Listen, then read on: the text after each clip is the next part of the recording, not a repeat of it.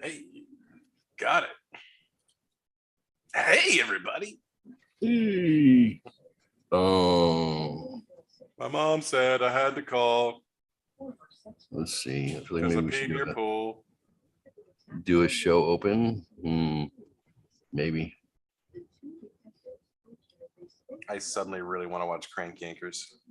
I really had a lot of Crank fun. Yankers? Yeah, remember the puppets? Yeah. Jimmy I love Kimmel and Hey. Adam go, hey. I am Batman.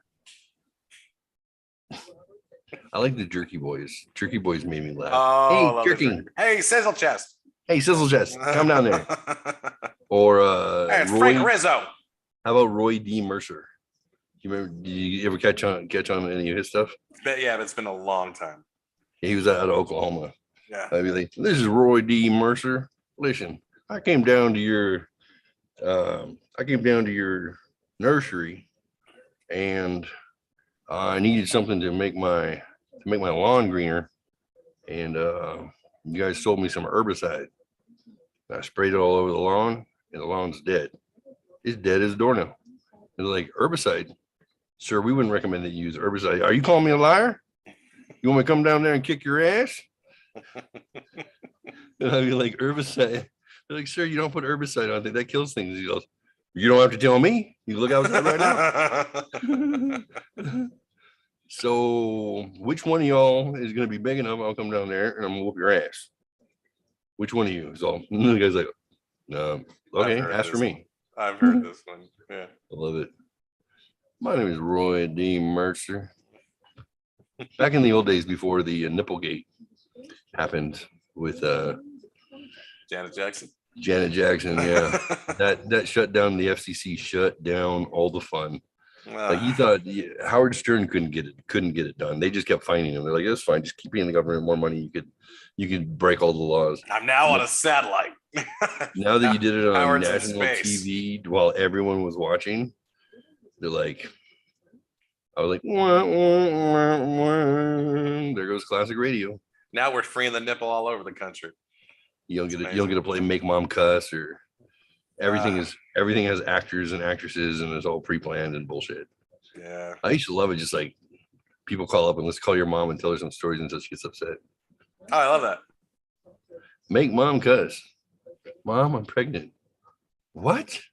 That fucking dirtbag. Like, oh, whoops. Hey, Dave Shelley and Chainsaw here. Got you on the radio. Oh, guys, you're so funny. Thank God. That's why you have to. That's why you do it on podcasts and streams. Hey, you know what I was thinking? What time is it in Ireland? I don't know, but it just occurred to me we could prank people.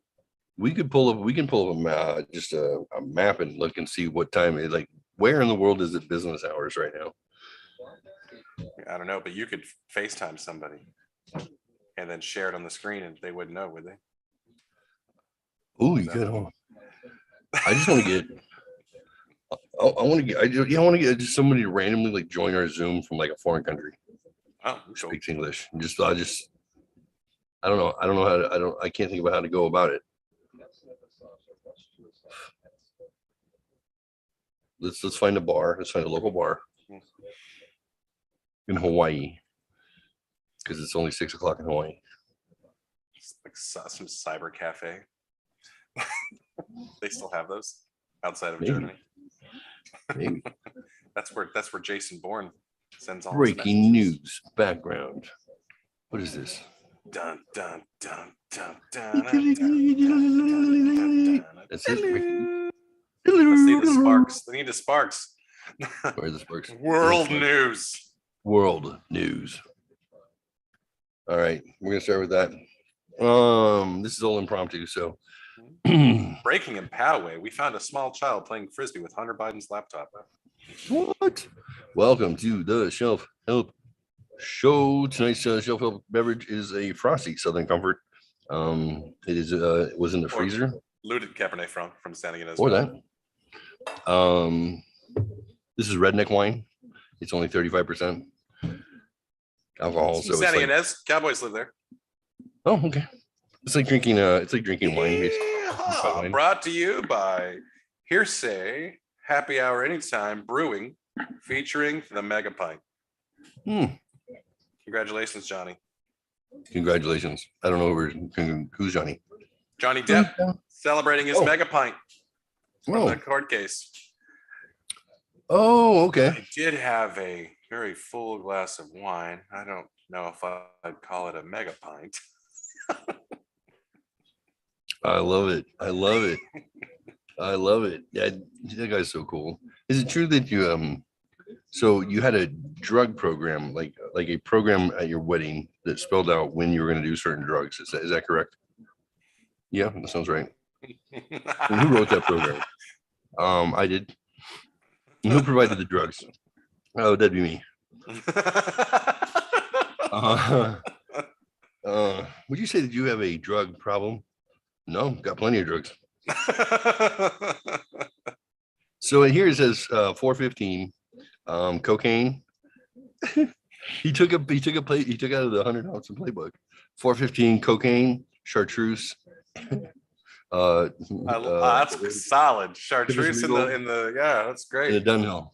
Oh, wish it. So I better have been the blue one. And then here at 445 drop ecstasy, more cocaine, more chartreuse, a grapefruit.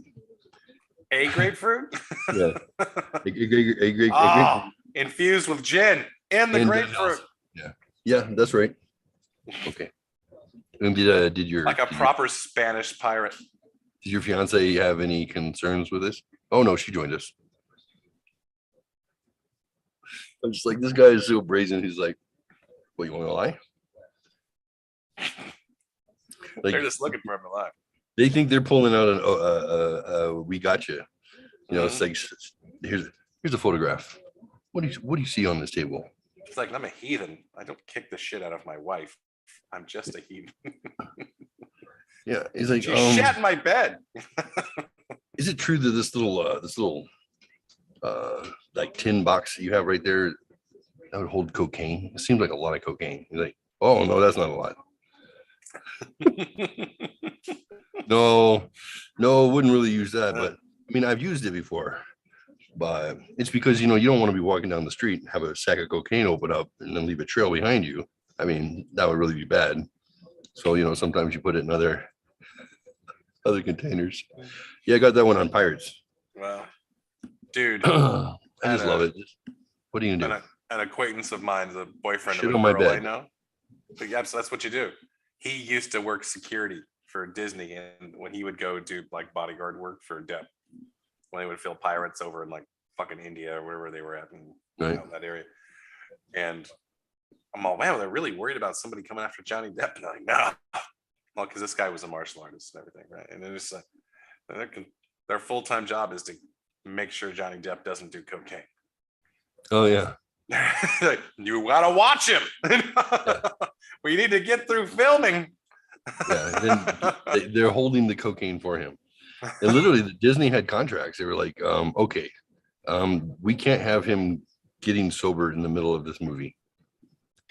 They literally were like, we knew where he was, and we kept him there. What was he? Is it true that Disney had a contract to keep you high? Imagine like 3 people were making $2,000 a day whose sole job was to make sure you don't do cocaine.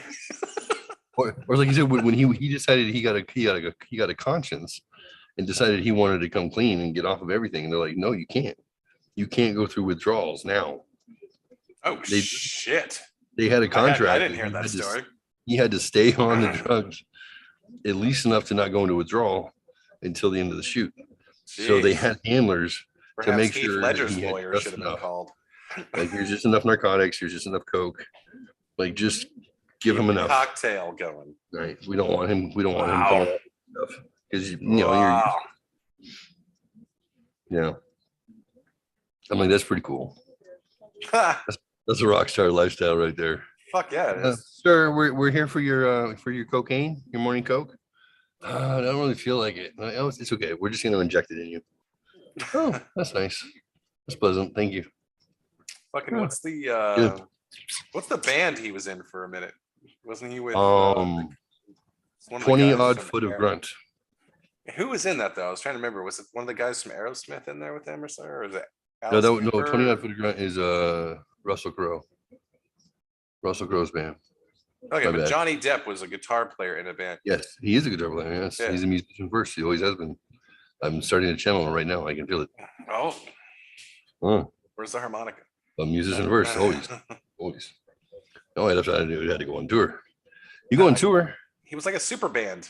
It was like all these like Well, it big was like names River. and I then- think he and River Phoenix were played together.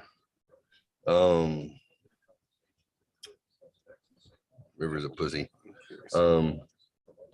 Johnny Depp All-Star Band. I don't know if there was such thing, but let's find out. Hollywood Vampires. Oh, he's been in a few bands, but Hollywood Vampires is the one I'm thinking of. Who's in And this? was formed by Depp, Alice Cooper, and Joe Perry. Joe Perry, yeah, from Aerosmith, Alice Cooper. Okay. Things about the music industry is the biggest rockers in the world tend to rub elbows. Rock City Angels. Who's there? Johnny Depp performs with his band, the Hollywood Vampires.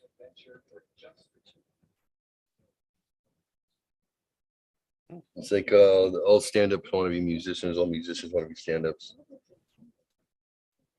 And he was literally a musician who got talked into trying it out for a movie. What you got, Nightmare on Elm Street? Oh wow, That way you go. He was like, I didn't know that. it's like, hi, I'm a musician, but I'm auditioning for a. Yeah, it's like I didn't know until recently. Tom Cruise didn't even go to school for acting. He just grunted Thomas his way Mayfather in. Jr. Huh? Thomas Mayfather. Is that his real name? I don't know. Yeah, I think so. He didn't go to school for acting though. He went to school for No. anything.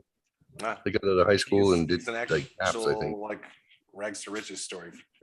Little interview I've seen. Yeah, I thought he had a family member who was in the industry somewhere. I thought Thomas Cruise Mayfather the Fourth. Excuse me, Mr. Mayfather. July 3rd, 62. That makes him how old? 60 years old, ladies and gentlemen. 60. The dude's 60. He can outstunt everyone. That is a type A personality right there. 100%. One of the highest paid actors. Does he even know how much he makes? He produces everything himself. It's like he's like, look, I've got a certain percentage of the world's value in my name. I'll take another. Bought a 1/4% of the sun. And Yeah. I've been kicking back. Yeah. Everyone that owns a solar panel owns me a percentage of what they're paying on their bill. Yeah. So you want another Jack Reacher? You're gonna have to take another Mission Impossible, and I'm taking 1% of the world. Wow. Okay, that's fine. Oh, I'm curious to see that porno. Jack Reach around. Courtesy Strikes Back. Yeah, that'd be great. So let's see. Risky Business was his first one. Really? I've never Hold seen on. Wasn't it All the Right Moves? it. Cruise began acting in the early 80s, made his breakthrough. Oh, that was his breakthrough, I guess. Yeah, you're right. He wasn't all the right moves. Football player, right? High school. Mhm. And what about Taps? Wasn't that before? Taps. Yeah, that was his ensemble cast deal. Yeah. Taps might have been first. So I guess Risky Business when he led one on his own. Mhm. That was 83. Then Top Gun in 86. And then Color of Money in 86. yeah, then it was like 9 movies in a row after that where they were like Top Gun, but with Rain Man Or 88. Cars. Born on the 4th of July 89. what's up, kiddo? Yo, What's going on, Okay. Monkey? hello, Father. So about half an hour ago, Haley called me and she was like, "Hey, I'm freaking out." And I'm like, "Why?" She's like, "Because I heard a crash in the hallway and banging in our backyard." And I went, "Okay, grab your keys, leave the house." And she's like, "I'm gonna call mom." And I went, "Okay." So she called mom, I think, and then Riley randomly asked me for mom's phone number, and I don't know what's happening. I don't know what to do. Give Riley the fucking phone number. I gave Riley the phone number. So what are you supposed to do? I don't know. Did she die? Not likely. Okay. Where's Riley? Riley is probably at his house. Where's your mother? Out at a wedding. out. So this is what Haley gets for not wanting to spend time with Dad. She gets murdered. I don't call her. Get her on the phone. Talk to her. There was a bump in the night. Is that what I'm hearing? Hey, look at the pork chops real quick. Tell me if you need to turn off the stove. Parenting. Okay, turn off the heat and just leave them in there closed.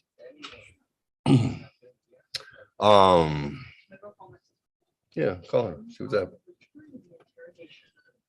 Solving problems is hard.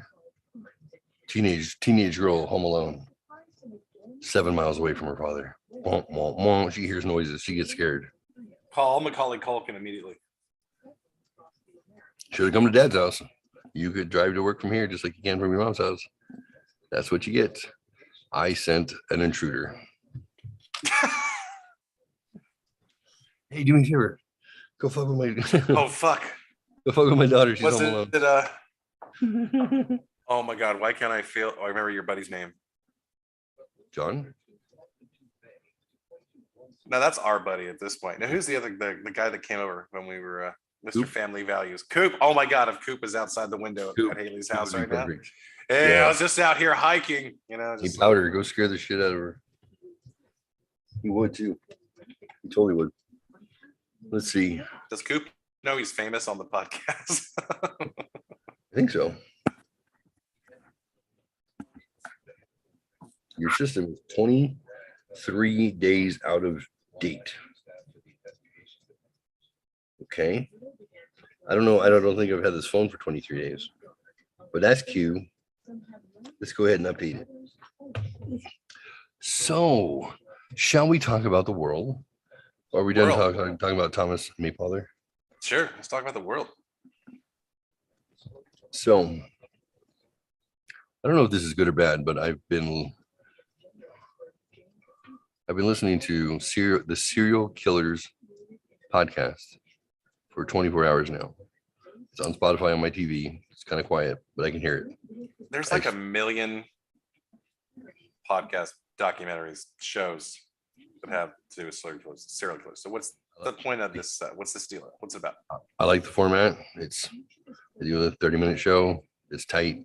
They do if they need to do 2 parts or 3 parts, they'll do it, but they'll do It's like backstory.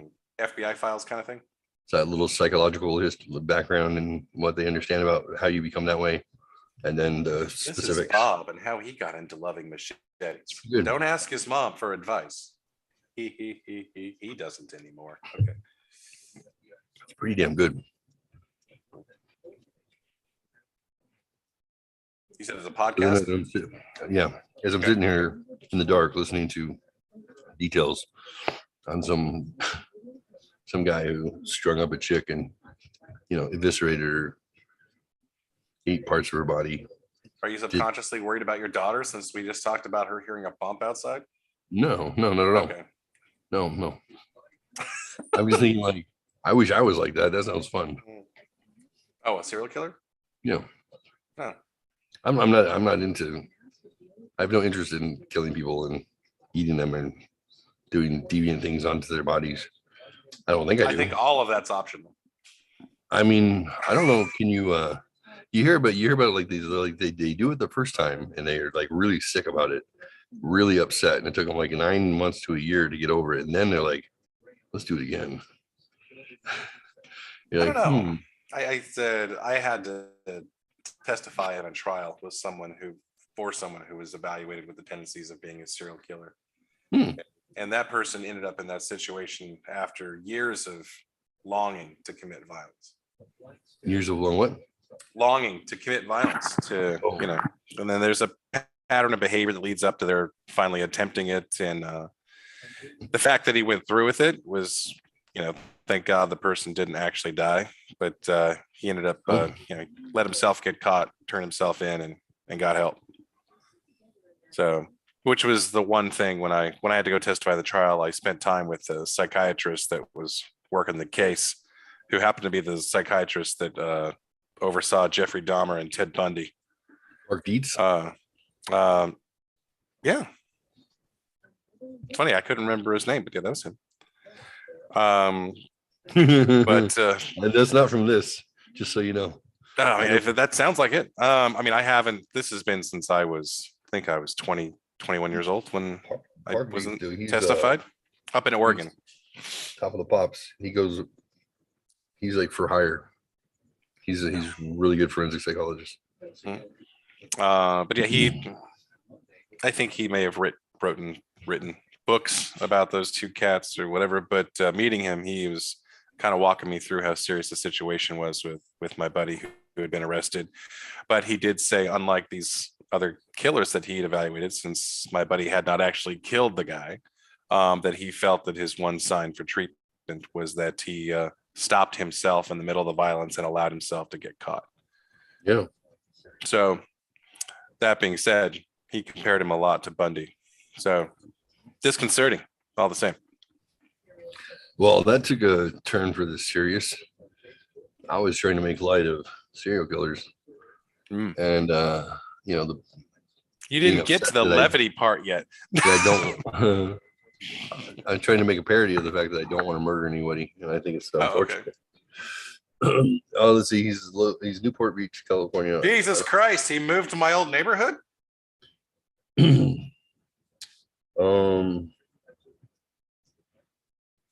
Jesus Christ! He's really right down the street from where I used to live. That's crazy. I wonder how tall he is. That would definitely give me that for sure. If he's like not that tall. 21 plus years experience. Yeah, I doubt he puts Bundy and Dahmer on his patient experience. Yeah, check it out. Let's see. Park, Dietz, high profile cases. I think he's like the Gloria Allred of forensic psychiatrists. Testified many of the high. Here we go. We'll wiki him. Forensic psychiatrist who's consulted or testified in many of the highest profile U.S. criminal cases, including spousal killer Betty Broderick, mass murderer Jared Lee Loughner, serial killers Joel Rifkin, Arthur Shawcross, Jeffrey Dahmer, Ted Kaczynski, Richard Kuklinski, the Iceman, the DC sniper attacks, William Bonin. Yeah, I don't see Bundy on here though. I don't. Maybe it's not the same guy. Might not be. I mean, with all the victims that Dahmer had. He's you see him interviewing. Have you seen the Iceman Chronicles or the Iceman come with? I've heard of them. I like some of the stuff. Seen it. I haven't watched. Oh my lord! It's Richard Kuklinski, who was basically a murderer for hire, and just they've made a movie of him the last couple of years. But these are just like raw interviews of them trying to kind of figure out like what sort of crazy was this guy. And it's unsettling for this guy just to talk about how he first started murdering and then how he got hired by the mob and was like the biggest mob enforcer. He would, various ways he would torture people because he enjoyed it. He just was curious to see if you can have somebody be eaten by rats while you're alive, and what the hell, and then videotape it, see how long it takes. Just all sorts of nutty stuff. Well, Park Dietz, he comes in on the show. It's like Profiles of a Madman or something, and he comes in and he tells him what his issues are, like from his childhood and like things that caused it and like what the diagnosis would be. And it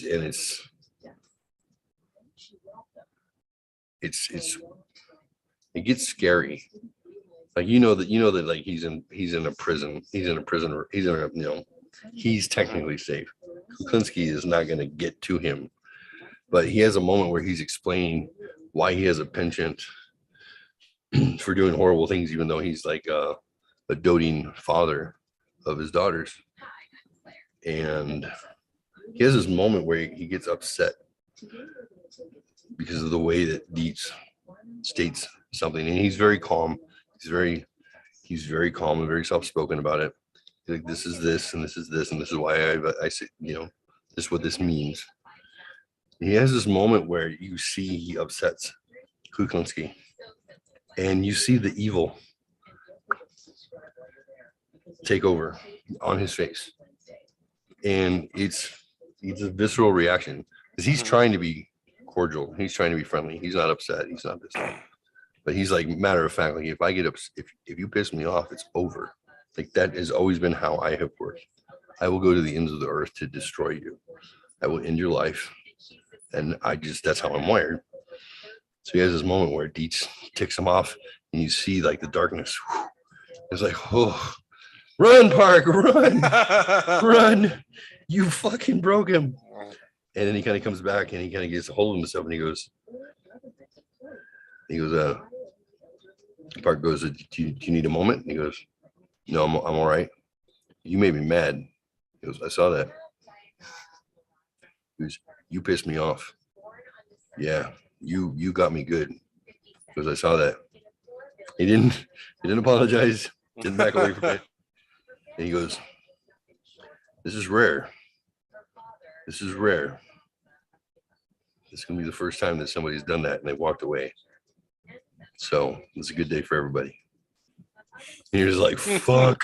Imagine, it's one thing to hear someone talk shit to you like that. You're getting that shit talked to you from that guy. Kuklinski's like 6'6". He's huge. Yeah. He's this monster of a man. He's like, you can tell like he's like, yes, all right. Well, need to change my diaper, please. Oh, fuck. Like, come on. Can't imagine. I don't know how cops get confessions from people. Like, I think people that actually have guilt and regret what they did, or well, but like I want to. I know there's a way to do it, and it's systematic, but they play a game to get the person to open up. It's I forget the name of the method, but you get really close to them and you take up their space when you want them to confide in you. You actually get closer to them. Like there's all this psychological shit that they do with these people that they're like, strategy. They murder their family. We need them to admit it. And then they like, good cop, bad cop sort of thing. They friend them. They try to unburden them. But you watch these things, I'm like, I can't imagine that being your job is to go in and for like 4 hours, like kind of like befriend this. Let's play mental chess with a lunatic. These horrible people who've done these horrible things to get them to think that you're on their side so they'll tell you the truth. I don't want people to think that you're just a monster. You understand that? I know you're not. You're a very likable person. I mean, I've been in here with you for a handful. I know you're smart. And I gotta think there's a lot of like people that are nurses, that have to see that pain that people go through every day. I can imagine people that do like the job like you're talking about really do see these monsters of these human beings, but as people that are suffering, and they are gonna help them in some way. Like, how many documentary have you seen, or what was the one movie with Capote, with Truman Capote, how he wrote that book?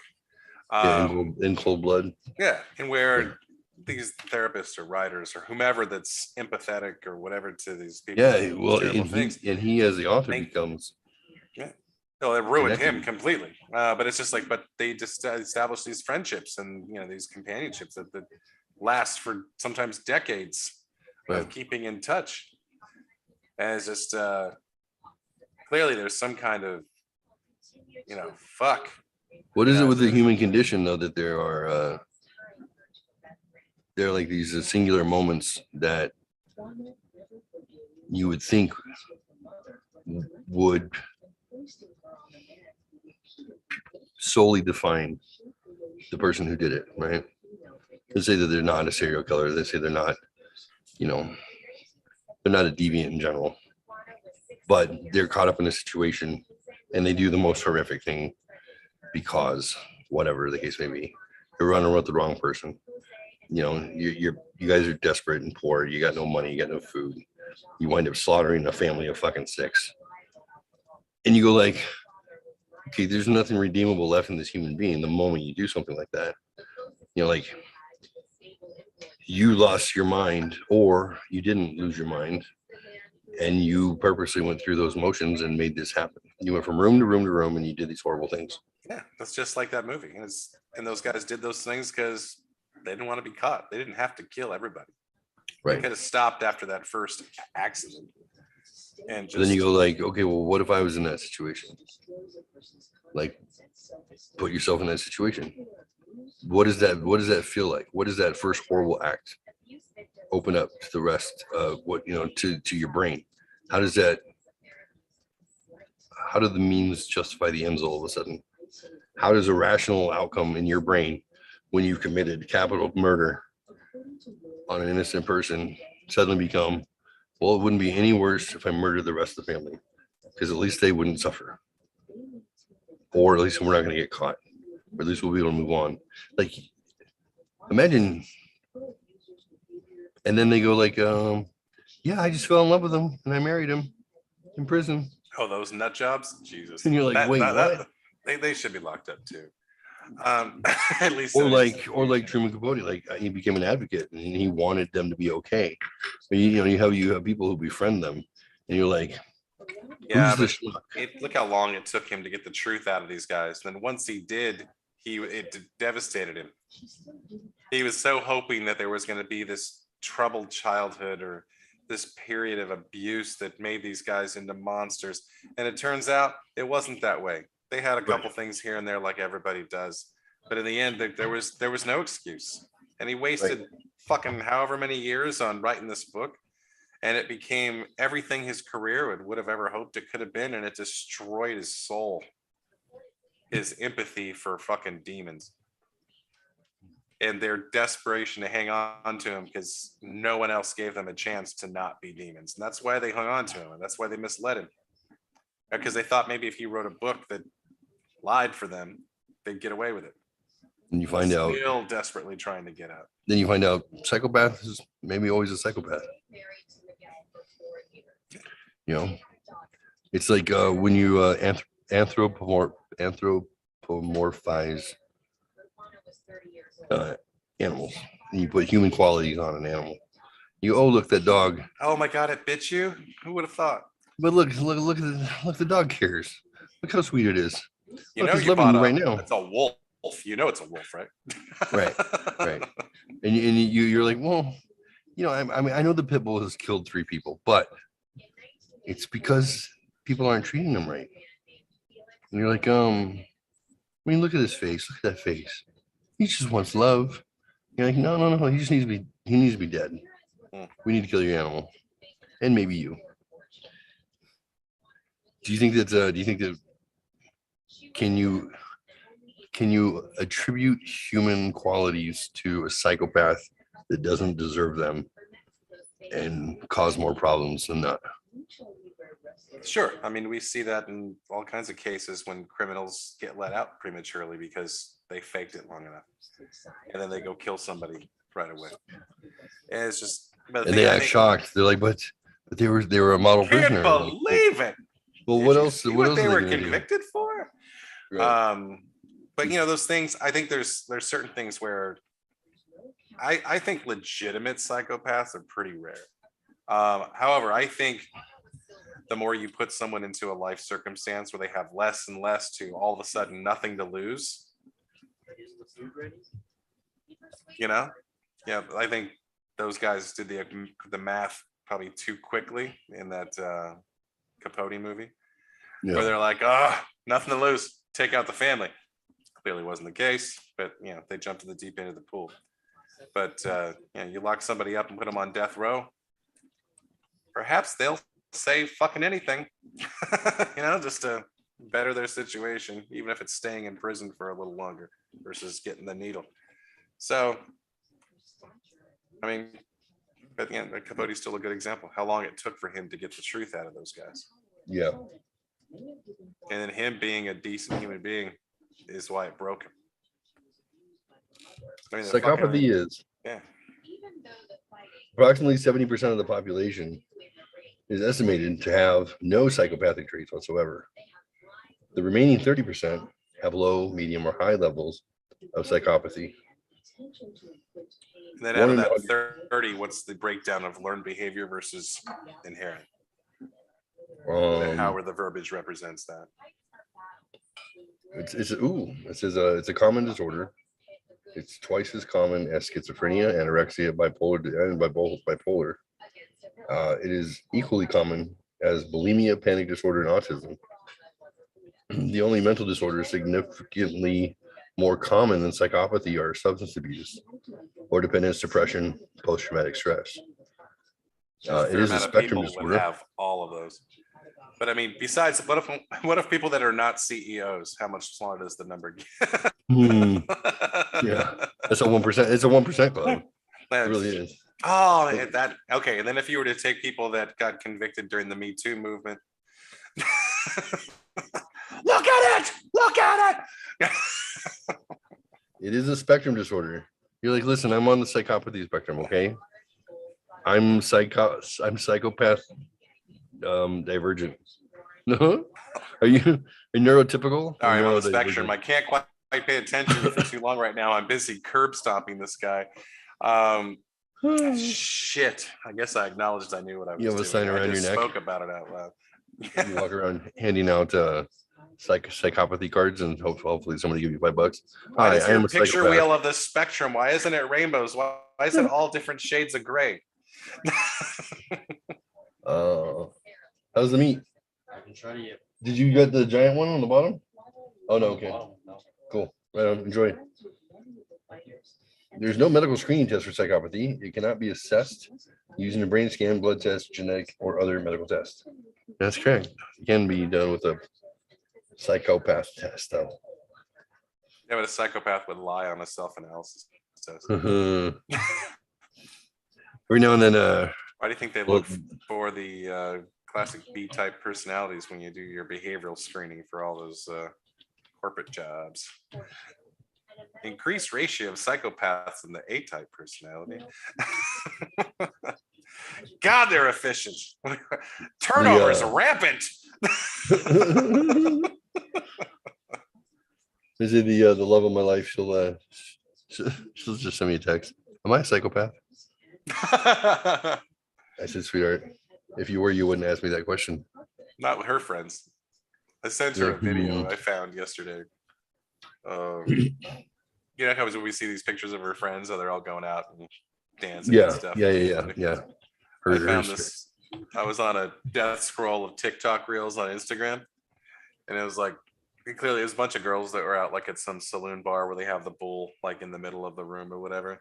Except they remove the bull and it's just a giant dick and balls like the size of a big bull, and this chick's just hanging on like this beneath the shaft as it's bucking around. That's awesome. I sent it to Becca. I think these are your friends. She's like, I'll ride that dick. Oh, baby, you're so sweet. You make me proud when you talk dirty to the public. Attention. I know we're doing a quick dip down neurodivergent, and then because it's relevant to what's going on in the world, then we'll bring psychopathy back to what the fuck is going on with our food supply. What is going on with Putin? I thought you were going to transition right into Hunter Biden. Okay. It'll be perfect. So automatically pops up on idrlabs.com personality style test. This test deals with negative side of psychology. If you decide to fill it out, you may get a negative description of your personality that can possibly upset you. Use at your own risk. Furthermore, note that this test provides information on personality styles for educational purposes only. The information is provided as is and should not be construed to constitute professional services or warranties of any kind. Oh my God. This is like a warning that was written for the Iceman. You were just describing if Park's going to piss you off, don't take this test. So this is that Jungian archetype.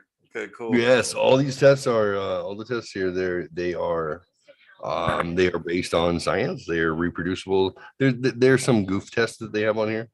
You know, like what Star Wars character are you or whatever. Yeah. But for the most part, it's It's all about personality disorders and or Jungian, big five personality The traits. older How I you get, want. I'm less likely to be Han Solo in the test. I hate it now. You're less likely to be. Yeah. When I was like, 10 years ago or earlier, I was always Han Solo, like without trying. Just yeah. Now I'm always Obi-Wan or Yoda now. Oh, nice. A little more wise. So these are the the personality types, Riggs Myers shit, yeah. and then There's mine. That's the one I've gotten. I get the one I get all the time. They're the ENFP. yeah, I'm glad you like it. So these are tests. Fuck you, privileged test. Check this out. There's a lot. I should Antagonism, take the antagonism test right after that. ESM style, dark. Oh core- my god, the poo test. Who doesn't want to take that?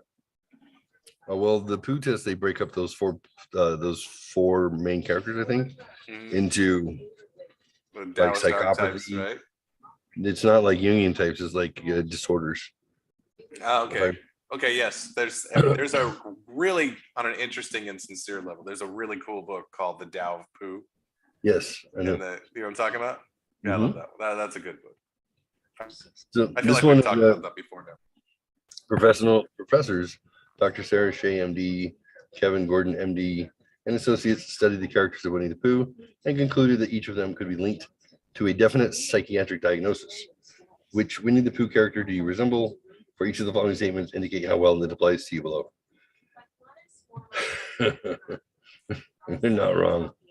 They are not wrong. I've taken this one a few times. That's one that was pretty consistent. I was kind of the same. You're like, you're super neurotic. So it comes out as like, you're a pedophile. You're like, wait, what? No, that There was was nothing probably that that would asked definitely be in that test that pisses you off. I kind of want to take There it. is nothing that asked me any The questions. dark core test. What's that? Yeah. I actually flip your shit. You start tearing the room apart. I'm not a goddamn pedophile psychopath. And you're like, oh, maybe that was the last the last question they needed. in order Oh, to there it break- is. What's it say? It went to break you. That's it. You have to buy a new laptop afterwards. Fucking, Right. I've got this book. I haven't looked at it for a long time. It's called The Dark Horoscope, and it gives you like the good and the best and worst case scenarios and careers, etc. of your personality type. And it starts out like a one-liner that sounds kind of serious, and everything else is just a different form of talking shit to you about your astrological sign. So I think it's hilarious. So this is 27 questions that will determine what degree of psychopathy you might have. Oh, let's do it. I want to do this. All right. So Here, let's do yours, because then you can just click away and then you just ask me and we'll do it live on the show. Is that cool? Then it's participatory. so you want me to ask and answer for myself? Yeah, but we'll talk about it out loud. And then the next one you'll ask me and I'll just tell you and you'll click the Okay. shit. Most of my problems are due to the fact that other people don't understand me. So it's a 1 through 5 scale. 1 being mostly disagree the What most. if you and don't 5 care if most. people understand, dude? What? I said, what if you don't care if people understand? Oh, as Yeah, well, to me that'd be like I don't care. you don't really have a lot of problems because don't care. I don't need That's- anyone to understand me in order for me to have problems in my life. So I highly disagree. Making a lot of money is one of my most important goals. Oh, I No. love the fluidity of the test. Like it's not okay, cool. So for me, I'd right in the middle. Cool. I'd like to make enough money to pay my bills, and that's it. Or if I could dream beyond that, that'd be great. But it's never been one of my goals. I don't want to be poor. What about you? Yeah. No, same. I saw that Mhm. whatever the fucking study was, where it's like the level of happiness in the United States after $70,000 a year doesn't improve. Yeah. Yeah, Um, it's like then after that, and once your bills are paid, you have to Yeah. actually start making good decisions. Right. Otherwise, you just right. If you have You're all the gonna fight freedom tough. to not be burdened by life struggles, then you better not fuck up. So I enjoy manipulating other people's feelings. I mean, I've done it at times in my life, probably when I was young and vicious, but Is it a hobby? like it's not a hobby. It's nothing. It's not like not. It's nothing I live now or anything. But I mean, I've recognized when I obviously have done it and been like, okay. Okay, but the question is, do you enjoy it? It doesn't have to be a life I evaluation. wouldn't say actively. I wouldn't say disagree. Cool. I'm often bored. I'm gonna have to put highly disagree. I am never bored. Just I've always got shit to do. What about you? I Yeah. concur. Same. People who get ripped off usually deserve it. I don't think they deserve it. I think people who get ripped off just because they're preyed upon by people who are quicker than they are. That's not fair. Yeah, I wouldn't say deserve. I would say if there's any factor in there, it's just because they didn't take responsibility for defending themselves. I don't think that has anything to do with deserve. But They may not even have the capacity though. well, Yeah. capacity is different. I mean, if you don't have the will to, or you only have 1 foot, or whatever. I think people get ripped You- off you because have- the average IQ Well, is I'm 100. saying, I guess I'm going like getting taken advantage of, kind of thing. It's one of the things I always, my daughters, I always tried to instill in them that the way you want to ensure the fact that you get to remain a nice person and get to help others by making sure you're just prepared to blow someone else off the fucking runway if they try to attack you or to do bad. Nice. I know I'm exaggerating a lot there, but martial arts I know what you mean. discipline for, Sometimes you have to paint a bold narrative in order for your children to remember the point. yeah. But I mean, they've gotten that physical confidence from those things. And also it's that confidence comes from the ability to defend yourself without having to hurt someone else. So it's a good thing. I definitely agree with that. No one ever wins a fight philosophy. Excuse me. I sometimes these vapes are horrible. I should just smoke a cigar. I sometimes find myself Yeah, I thought I admiring. saw you puff something. Yeah, it was a vape. I sometimes find myself admiring a really clever scam. I would say agree. Yeah. I would say probably highly agree. I like Never to like a part of it. Like a joke Right. would be hilarious, but like an actual scam, no. But if I heard about it, I'm all, ah. that's crazy. Like I know. because I don't think that Mhm.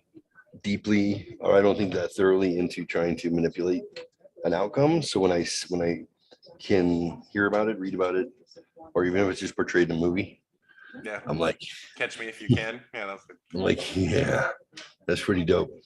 Makes me feel better Love- about my paranoia. Love is overrated. Agree? Disagree? I agree. I don't agree. I don't think it's overrated. Disagree. I think love is love. It serves a purpose, and yeah. I don't think it's overrated. Even when you lose it, it's still not overrated. Yeah. I feel justified doing whatever I can to succeed. No, I don't. I don't. I wouldn't do it on the backs of somebody else's failure. I wouldn't, or cause somebody to fail. I have a hard time doing what I need to do to succeed if it means I'm taking it away from someone. Right. I don't Same. like that. I mean, Conscience. even in a competitive sense, I'll compete less if I want that person to have the prize more than me. Like, I'm not gonna take something from someone that I don't really want. I've had bosses that I think of when I think of that, where I'm just like, please keep feeding your children. Just Right. leave me alone. Let me do my shit. I tell other people what they want to hear, so they will do what I want them to do.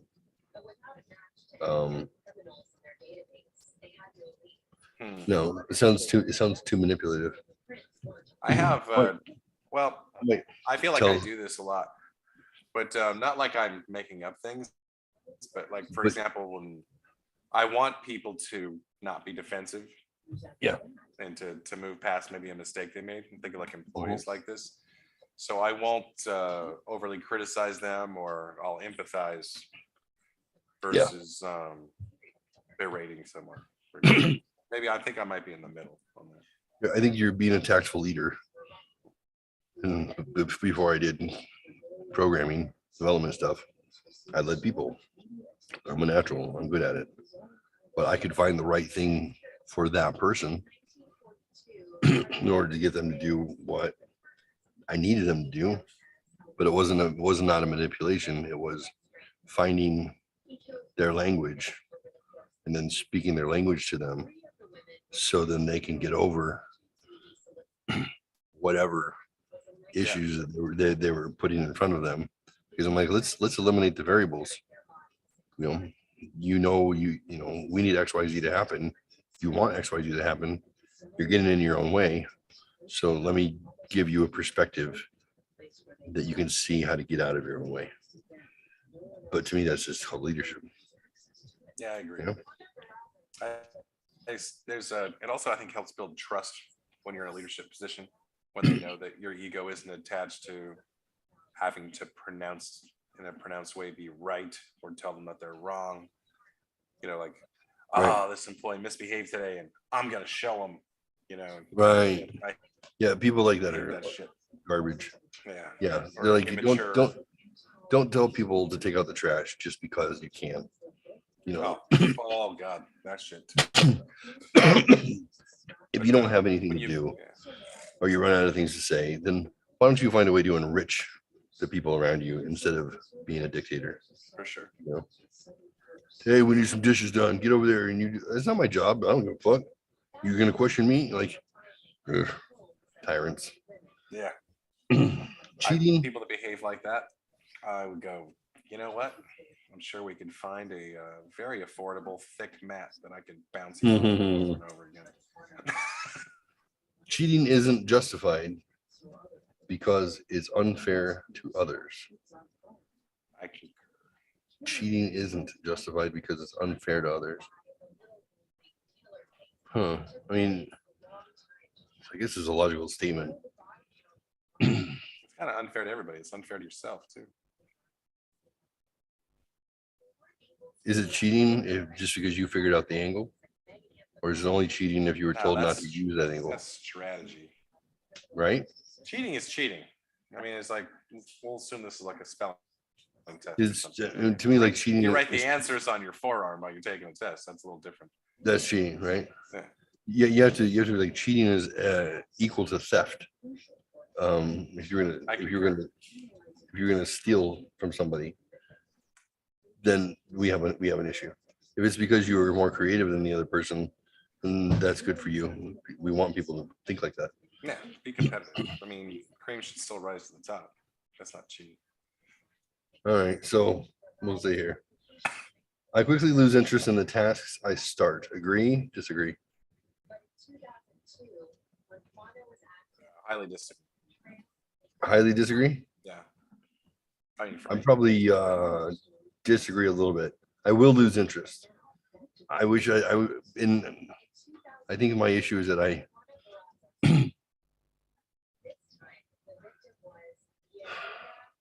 I'll start a task, and then as I'm working on that task, which is going to lead to a goal of some sort, then I start to flesh out and I start to see all the other avenues that need to be taken also, and I want to take them simultaneously. And I'm like, oh, and then it opens up entire new ideas that weren't even related to the task that I was doing. I'm like, God, I wish I can just hire somebody to finish this task, because now I see 10 tasks down the road. I see where the end is, and it's going to be fucking glorious. And I'm pretty sure I'm wasting my time on this shit, because there's probably a better way that I just don't understand yet on how to get to that end goal that I see. So my brain works in that way. So I get some of that, sometimes like that sabotage or self-defeatist kind of stuff. Sometimes if I'm working on a project or a goal that I'm really excited about, and I know I'm close to like I can finish it, yeah, I'll like drag it out because I'm just enjoying like working on it and being immersed in it. And like to think about this when I think about like writing this novel I've been working on, and it's like I finished all the research. I got all the excuses out of the way. Like I did all these different chapters, and as one kind of like what you were saying, one venue led into another, all these different sources of information that became fascinating to study. Yeah. Yeah, the homework's done. I'm good to go to start putting more pen to paper kind of stuff. I'm like, Gavin, I just want to keep doing this part. The writing part, the writing part was easy before, but just, I got to this point of it. It was fascinating. You start character development. You start understanding motivations and backgrounds and history, and you're like, man, I'm like, how do I sum all this up? I want to make dossiers on characters that no one will ever know about. I want totally, absolutely. I want everything be documented. One line in the second novel that relates to this 40-page packet I built. And I'm the only one that's gonna know why it's cool. Yeah. And they're gonna make a movie out of this. And they're gonna cut that part out completely. That's fun. I'm gonna be that one actor that played Luke's best friend in Star Wars with no fucking screen time for the next 30 years. Right. They fucking cut me out. He was in that movie for over 25 minutes. Bye, Biggs. Yeah. Well, then you could sell your stuff for like $40 billion at some point, right? You got all that amount of backstory. His action figure. When I get frustrated, I get very angry very quickly. Yeah. Middle of the road? Yeah, I would go even one to the left. I don't do the. It has to be offensive. There has to be a lack of respect involved for me to get angry over literally anything. Like someone could hit me and I won't even get angry. I'm just like, well, first I'm impressed. I'm like, dude, you landed it. But clearly I've never been hit hard enough. But besides that, yeah. What do you think? I think I concur with you. Anna. What? 2003, police were surrounded to find a serial killer responsible for the deaths of They looked for similarities between the victims. It's John. But as new details emerged in the case, they were stumped Weird. by a new piece of Just trying to. What happened with your sister? Was she abducted by aliens? No, she's fine. No more after that. Good night. Stick. She was just freaking out. Oh.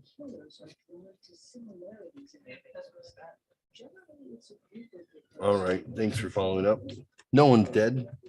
All right. What's right is whatever I can get away with. Agree, disagree, in the middle. Right in the middle. Right in the middle. I let others worry about so-called higher values. My main concern is to get what I want. God, I wish I could agree with this, but I'm probably all the way to the left. Yeah, same. Fucking values. My main purpose in life is getting as many good things as I can. No hoarding at my house. I find that I am able to pursue one goal for a long time. Yes, I concur. I go 3/4 of mine for me. Yeah, same. I can play the long game. I've never been in trouble with the law. I guess I got to stay right in the middle. Right in the middle. Well, I guess if I can think of all the crap that I did when I was a child.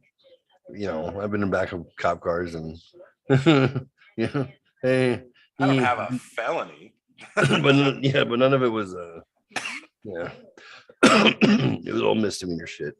I love how this comes up. We're both like,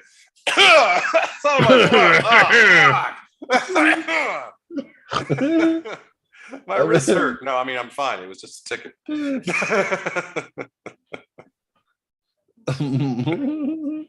I make a point of trying not to hurt others in pursuit of my goals. This is true. Yeah, I go 3/4 if that's where you're going. If that's what you're about to click on. I agree. I think we're the same fucking person, dude. I know. If I were trying very hard to sell something, I wouldn't lie to get my way. I agree. I agree as well. I can sell based on need. I can sell based on value. Yeah. I can sell based on things that are tangible and real. Lying doesn't fix anything. You're gonna figure it out. I hate if I feel like a car salesman, something's wrong. Right. It's not me selling you. I used to say I'm not a salesperson. I'm a professional mind maker upper. I don't even think that's proper grammar. I know. I realize though the power of ego. I in one of my many simultaneous jobs when I lived in Denver, I sold high-end furniture at this retail store at the mall. Mhm. And I remember I still want this chair to this day. Like it's on my own personal wish list. But there was this leather Buster chair I thought was incredible. It was like over $2,000 for this chair, and like another like $800 for the ottoman. And I was talking to this couple about it and telling them all the specs on it and so on and all.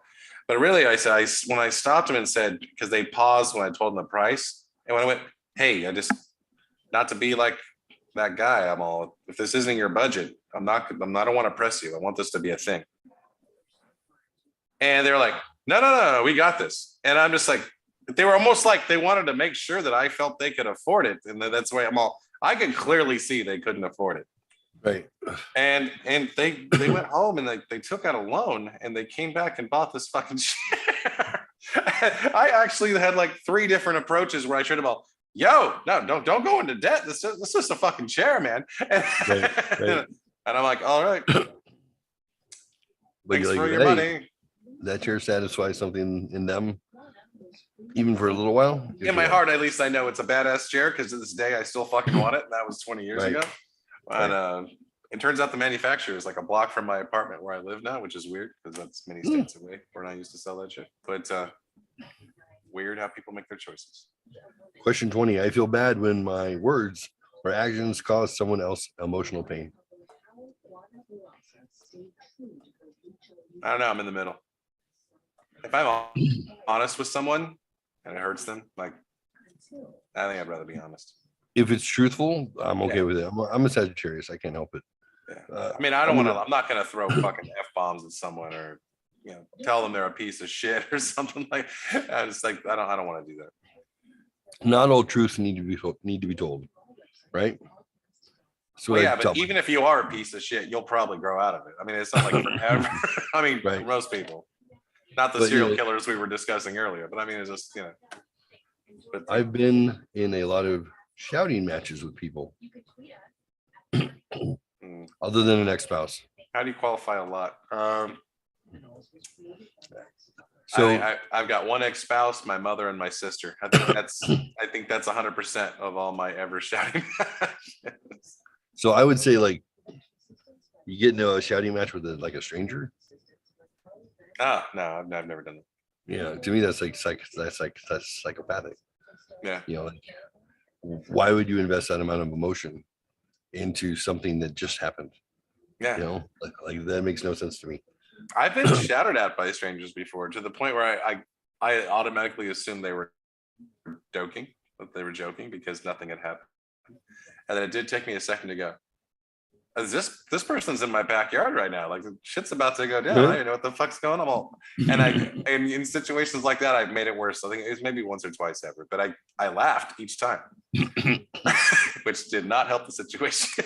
I was like, fucking really? Success is about the survival of the fittest. I'm not concerned about losers. I don't agree.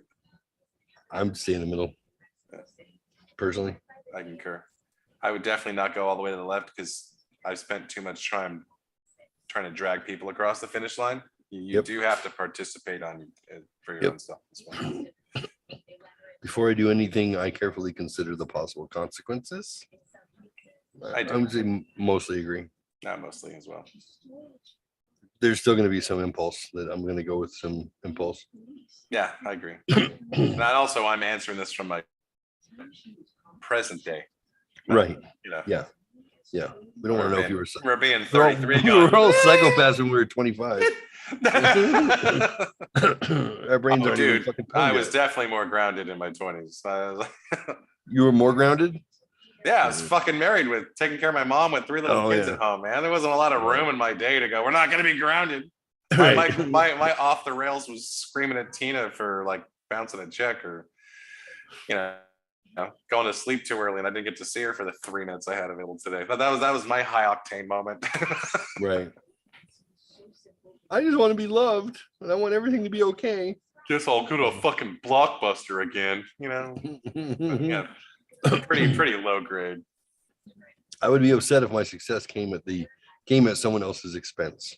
Agree, disagree, or whatever. Nah, I right in the middle, maybe one to the right. I don't know. Like if it happened, like if I wasn't aware that I Yeah. stepped on somebody, Yeah, I would feel bad I would too. because it wouldn't be something I would ever do on purpose. Like you're in the break room having lunch with Bob. Dude, Bob's badass. High five. You're amazing. They're like, dude, Mark, you just got promoted. Great, Bob. You're fucking out of here. Like, what are you doing to Bob? What happened? I don't plan anything very far in advance. Agree, disagree, middle. Nah, a little more towards agree. I had to learn that skill set. Yeah, same. Same. It Can't fly by the seat of your pants all the time. was great for a really long time though, until you become the famous amongst your friends going, so you're gonna be like a fucking hour late again, you piece of shit. Looking out for myself is my top priority. Nah. Mark's like, yeah, well, I don't have kids at home. They're all grown up. Oh, I still gotta watch out for the kids. They're definitely well, retirement. Okay, so yeah, like exactly what you clicked on. Yeah. Yeah. Hey, at the end of the day, Maybe busting tables when I'm 80. What the fuck if am I I'm not talking? looking out for myself, then I'm no good to you, Dad. I So concur. I end up in the same kind of trouble time after time. No, I find all new trouble. Maybe Yeah. 15 years ago, there was a good 5-year stretch. I would have been all the way to the right. Yep. That damn vagina Uh-oh. got me again. So let's see your results. Here's a square test. You are 31.25. Hey, we're normal? Yeah. 31% sociopathic, 22 impulsive, which makes you 2.12% more psychopathic than the population average. Yeah, it's normal. That's a pretty high number for being a sociopath, though. I mean, Well, they're taking well, this is a psychopath. This is a scroll down. psychopathy. This Scroll is down. the psychopathy test too, right? So the psychopathy's up here, sociopaths here, and we're normal plus a little sociopath. Okay, so these numbers add up to the quadrant we're looking at in this Yes. interesting squared chart. Correct. All right. So if we were in the center, we would be, Conveniently, with each square summed up in this nice little box on the bottom, Yeah. just to piss us off, I guess. psychopaths are characterized by both the interpersonal manipulativeness And and deviance. callousness of sociopaths, One pair of handcuffs. Jesus. as well as Christ. the anger, disinhibited behavior, and emotional dysregulation of the impulsive personality. The combination of deviance, cunning, and aggression results in individuals who are truly among the most dangerous and volatile of people. Sociopaths are characterized by interpersonal manipulativeness and deviance, as well as egocentricity, callousness, and a lack of remorse or guilt. Sociopaths are capable of employing glibness and superficial charm to cunningly use people. Superficial. Generally lack the impulsivity and overtly violent disposition of psychopaths and impulsive personalities. Impulsive personalities are characterized by an angry, disinhibited, and thoughtless attitude towards life, as well as a pattern of negative emotionality and emotional dysregulation. They frequently resort to bullying, intimidation, and social aggression when frustrated, but lack the cunning manipulativeness of sociopaths or psychopaths. Normal individuals are characterized by low scores on both dimensions of the psychopathy spectrum, social deviance and impulsive aggression. However, please note that someone who is normal on the psychopathy spectrum may still have other personality maladaptations or generalized inclinations towards anger. So it That's doesn't mean you're code for perfect. you would pass a cursory employment exam. Woohoo! Exactly. I love it when you take the test and it goes like, Why is there a picture of Kevin Spacey on this thing? that's my guy. We immediately have to watch House of Cards after watching this. I think that's the thing. And psychopath, which are used Wow. to refer to individuals who behave violently, aggressively, and selfishly. The media often applies these labels to serial Maybe you're a killers, shitty parent. That's why your kid's a which is of the dick. psychopath and Spacey. sociopath, eliminate the current restrictions of the antisocial style. It is characterized by the persistent and pervasive disregard for the needs and rights of others. Antisocial personality traits can often be seen already in early childhood. For example, No shit. in That's aggression concerning towards immediately. people and animals, Even more so than the. destruction of property, Not the baby with the cat? What the fuck? and violation of That's a rules. real cat.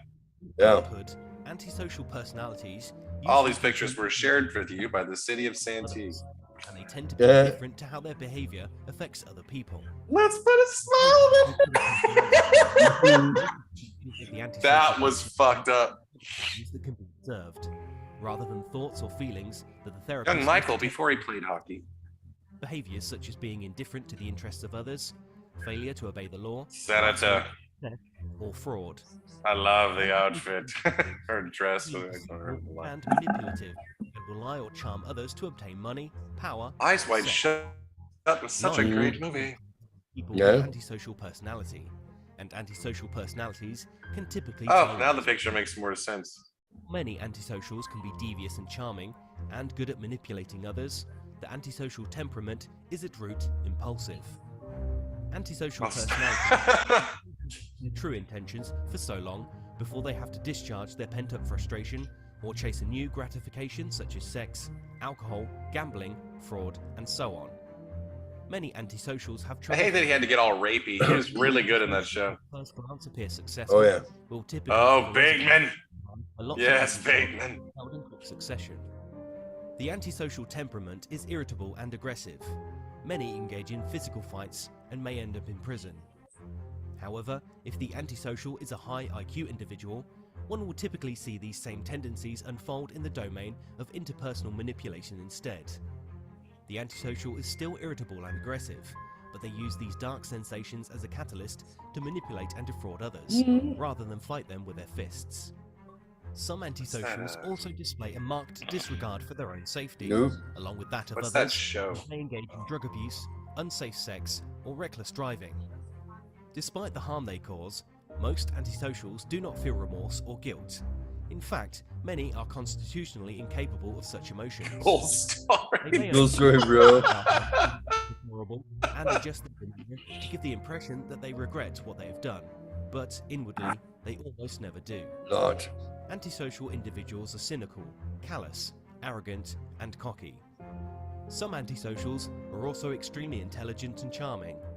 Their combination of charm, recklessness, and indifference to others can create an extremely manipulative and potentially dangerous person. And, for reasons that are not fully understood, this charming but dangerous personality can often be extremely attractive to certain women. Yep. Whether they be blue-collar brawlers or white-collar fraudsters, many antisocials have scores of female fans and admirers, who often know full well that the antisocial is mad, bad, and dangerous to know. Marquis de Sade. The antisocial personality is noticeably more common in males than in females, with studies reporting the ratio to be somewhere between 1 to 3 and 1 to 5. In the history of psychology, most therapists have traditionally regarded antisocial personalities as untreatable. However, not everyone agrees, and some Thanks, therapists Sigmund. favor antisocial personalities to consider a broad range of actions and consequences before I can recommending fix him. Yep. At any rate, almost everyone agrees She's a lot the lizard. antisocial style is one of the most difficult personalities to treat.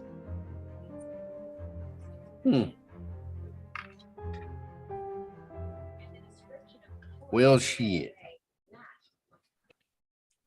All right. So we're normal, Mark. I don't believe it. I went through this with John and Missy because John kept calling me maybe it was narcissist. I think we did the narcissist test. He's like, "You're a narcissist." I said, "I think you're throwing around a word that you don't understand. I'm not a narcissist. I said, if anything, I may have histrionics as an issue. Like I enjoy being the center of attention. There are things that go along with Thank you. I've had to use that word in with a long histrionics. time. Yeah. I said, but generally, no, I don't think I'm a narcissist. Maybe I do overinflate my own sense of self-worth to myself, or maybe I do it to others for effect. And then he was like, "Nah, you're a narcissist." So we took the narcissist. I think he likes saying it. Yeah, we took the narcissist test, and he scored a like 66% narcissist. And he's like, "Huh." And he agreed as we went. I said, "You guys grade me, and I'll grade me. That's how I want to do it." Question: you two grade me, I'll grade me, and we'll see what we think. To be fair, having spent some time with John offline, I agree with that test. Well, yeah, and it was really funny because we were in the whole time, and they were like, "Okay, well, what do you give yourself?" I said, "I would say 1." They're like, "Yeah, we would say 1 too." I'm like, "Okay," and I was like, "I'll answer, then you guys tell me whether you agree or disagree with my assessment because you get to assess me." We went through the whole damn thing, and then I want to know the one question where they're like, "Get the fuck out of here. That's a 7." I don't know. they were like, John was like feeling defeated. He's like, "Yeah, yeah. I mean, according to this test, you're not." No, he goes, "I scored myself here. I said, "Oh, I scored you actually the whole time too. You want to compare?" And he was like, "Oh no, I'm a narcissist." Oh Uh, yeah, I said, I know that it seems like I'm being because I'm because I'm cocky. That's not the same thing as being a narcissist. That's me going like, "No, listen, guys, I understand what a narcissist is. I am not that. I'm intelligent enough that I did the work." They're like, "See, that's what we mean right there." I'm like, somebody calling themselves intelligent is not narcissistic. It might be something else. It might be, uncouth. You might be a fucking dick. I'm not saying I'm not an asshole. I'm not a douchebag. I mean, I can absolutely be all those things. I'm not saying I'm like douchebag's a little rough. As the love of my life said. Well, in the beginning, I thought he was kind of an asshole, and I didn't want to like him. But then, that's check the box. That's the first victory right there.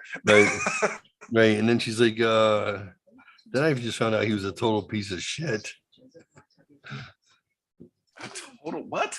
Total piece of shit. And she didn't mean to say it like that. She was trying to think of another way, but everything was coming out rapid fire. And I didn't stop her. I just wanted to own it because it was so awkward. Total. John's like, "Oh my God, did you just call him a total piece of shit? I'm so happy right now." I can see John's face. And then he's gonna he leaned back like this. The teeth came out and he did one of these.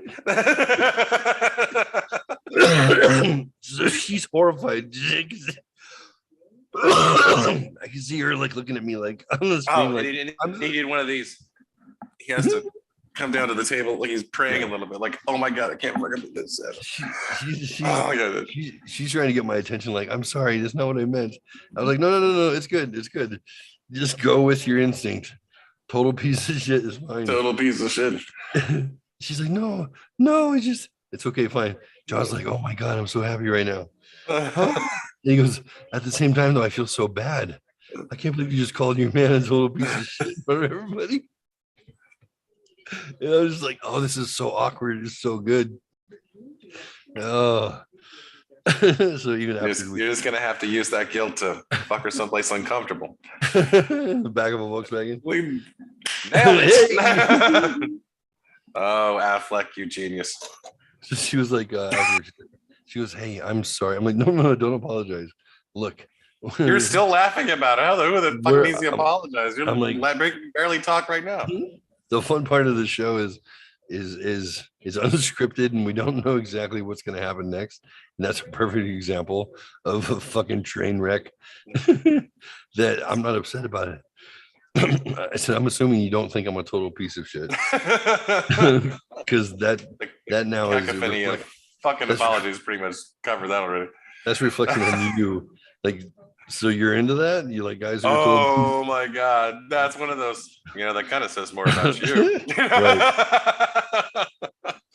I said I saw the wheels turning. I said, why do you think I'm always blushing? I make myself blush because I will get ahead of myself and I'll instinctually say the wrong thing before I process it. And I'm like, oh no. And the trick is just own it. Don't apologize. It's the same way that I tell a joke. If I tell a joke and it falls short, it's not a bad joke. You just didn't understand it. Then I'll just repeat the punchline. And then I'll offer to explain the premise and I'll repeat the punchline again and then I'll throw in a tag. And then let's see.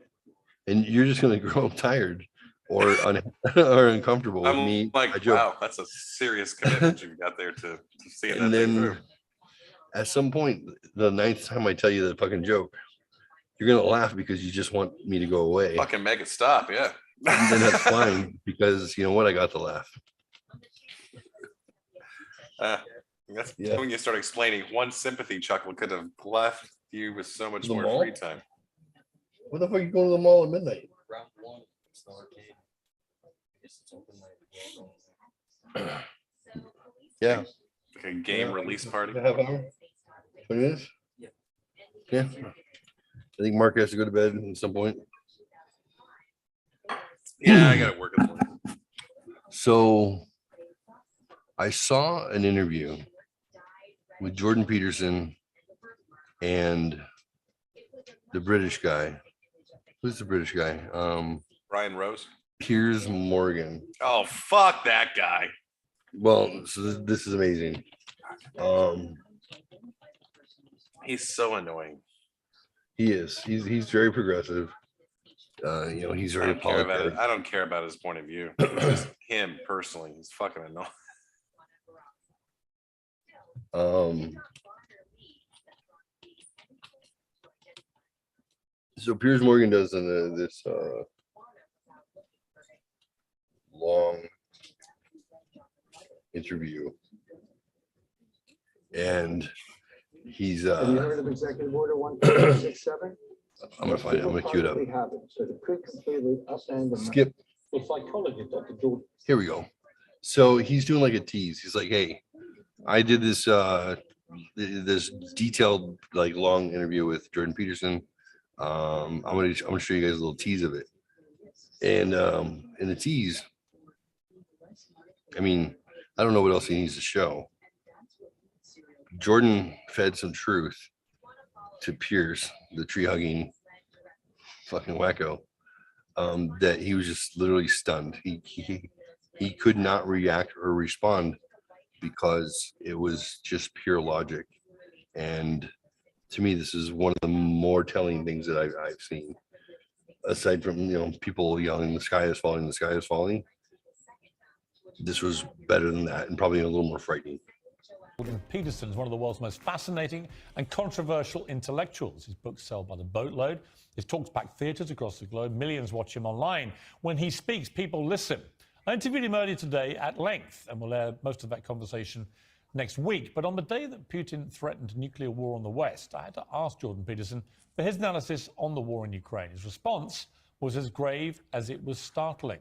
That's the world's most famous psychologist, and began by asking for his view on Vladimir Putin as a man. Well, he's a lot more like everybody else than anyone. Jordan Peterson leaves Piers Morgan in stunned silence in his astonishing analysis of Vladimir Putin and the Ukrainian war. We're going to react to Peterson's profound insights.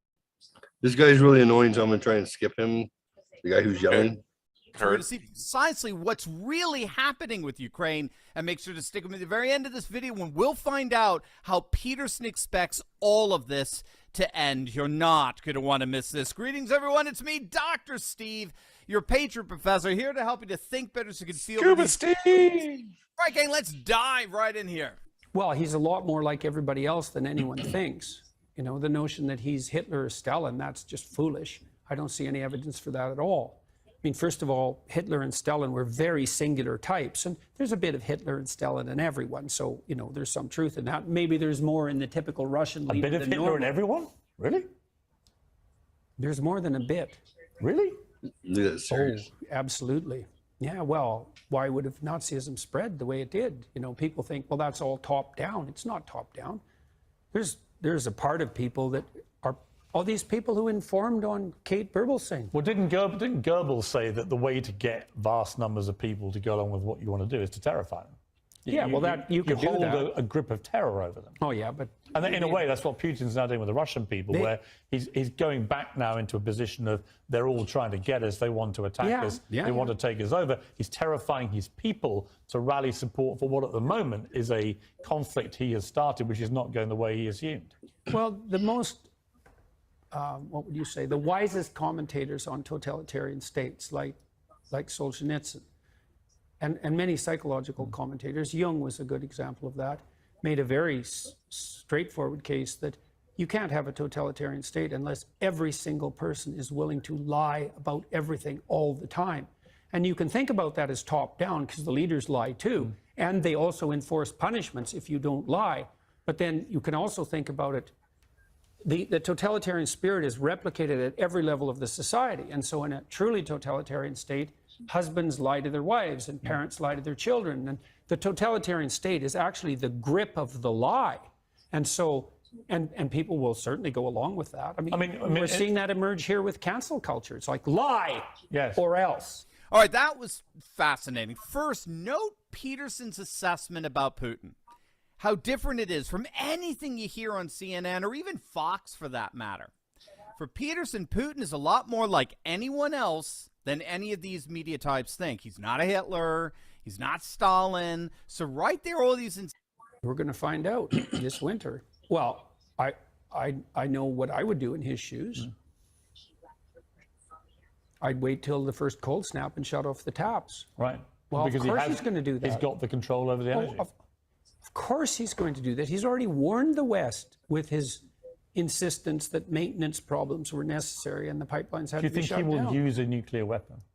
If necessary, he'll use a tactical battlefield weapon. Even if it starts World War III? It won't. Probably. Why? Because we wouldn't respond? What's in it for us? If you let him do it and get away with it, where does that end?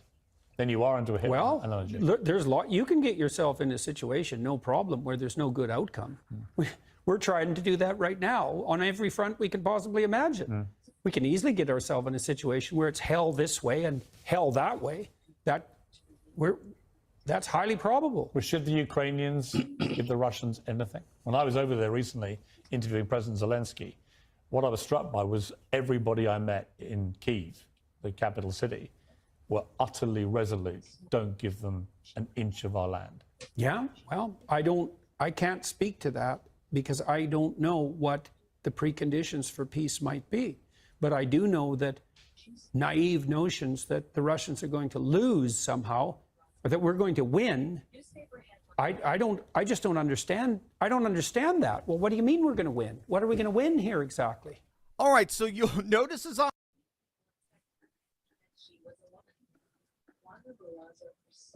took advantage of everyone's nearsightedness. She insisted that she couldn't be the serial killer police had been looking for because she was female. Morgan can't even comprehend. We can't win against Vladimir Putin anyways because you cannot win against someone you cannot say no to. Period. And we can't say no to Putin because we sold our soul for his oil and gas. You cannot win against someone you can't say no to. Noam Chomsky recently stated that when it came... Were interviewed by reporters I'm sorry, but his lilting lisp irritates me. I want to hear the intellectual talk. I mean, this guy's fine. I watched his show, but he played a really good trick of not letting you know that that's what the soundbite you were getting into was to watch him talk for fucking 10 minutes over a 5-minute soundbite. But sold our soul for his oil and gas. And we did that to elevate our moral stature in relationship to saving the planet. And so here we are, facing a very dire winter, hoisted on the petard of our own foolishness and moral presumption. We're saving the planet. We'll see. I don't think so. It doesn't look like it to me. And this is the most catastrophic issue here. Assuming that we're facing an environmental crisis of planetary proportions, which is not something I buy, by the way, assuming we are, well, then I would imagine that you would put in place measures that would ameliorate that problem instead of exacerbating it. But all the measures you're putting in place are actually making the environmental problem worse. So how is that even vaguely acceptable? And I look at that and I think, oh, I see. It's just like George Orwell said about middle-class socialists 50 years ago. It's not that you love the planet, it's that you hate humanity.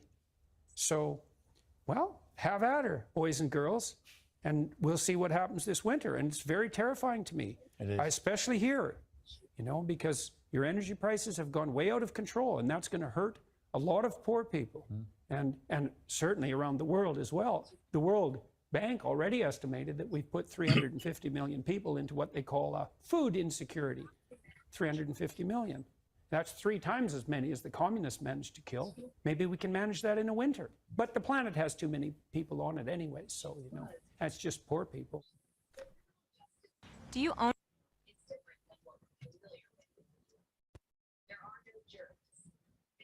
Yep. It all has this kind of ring, this like buzz expression of all by design.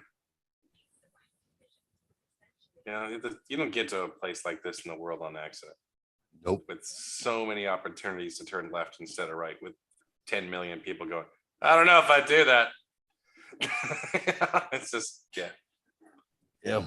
There's just enough handshakes going around the world to go, hey man, bet on this cash, bet on your career, bet on your future, and fuck your neighbor, and then that's how you're going to cross the finish line. And even the noblest of souls are going, all right. So there's this false assumption that has permeated the West, which is that those who have the money, those who control the money, have the power. And the US has always been strong enough financially,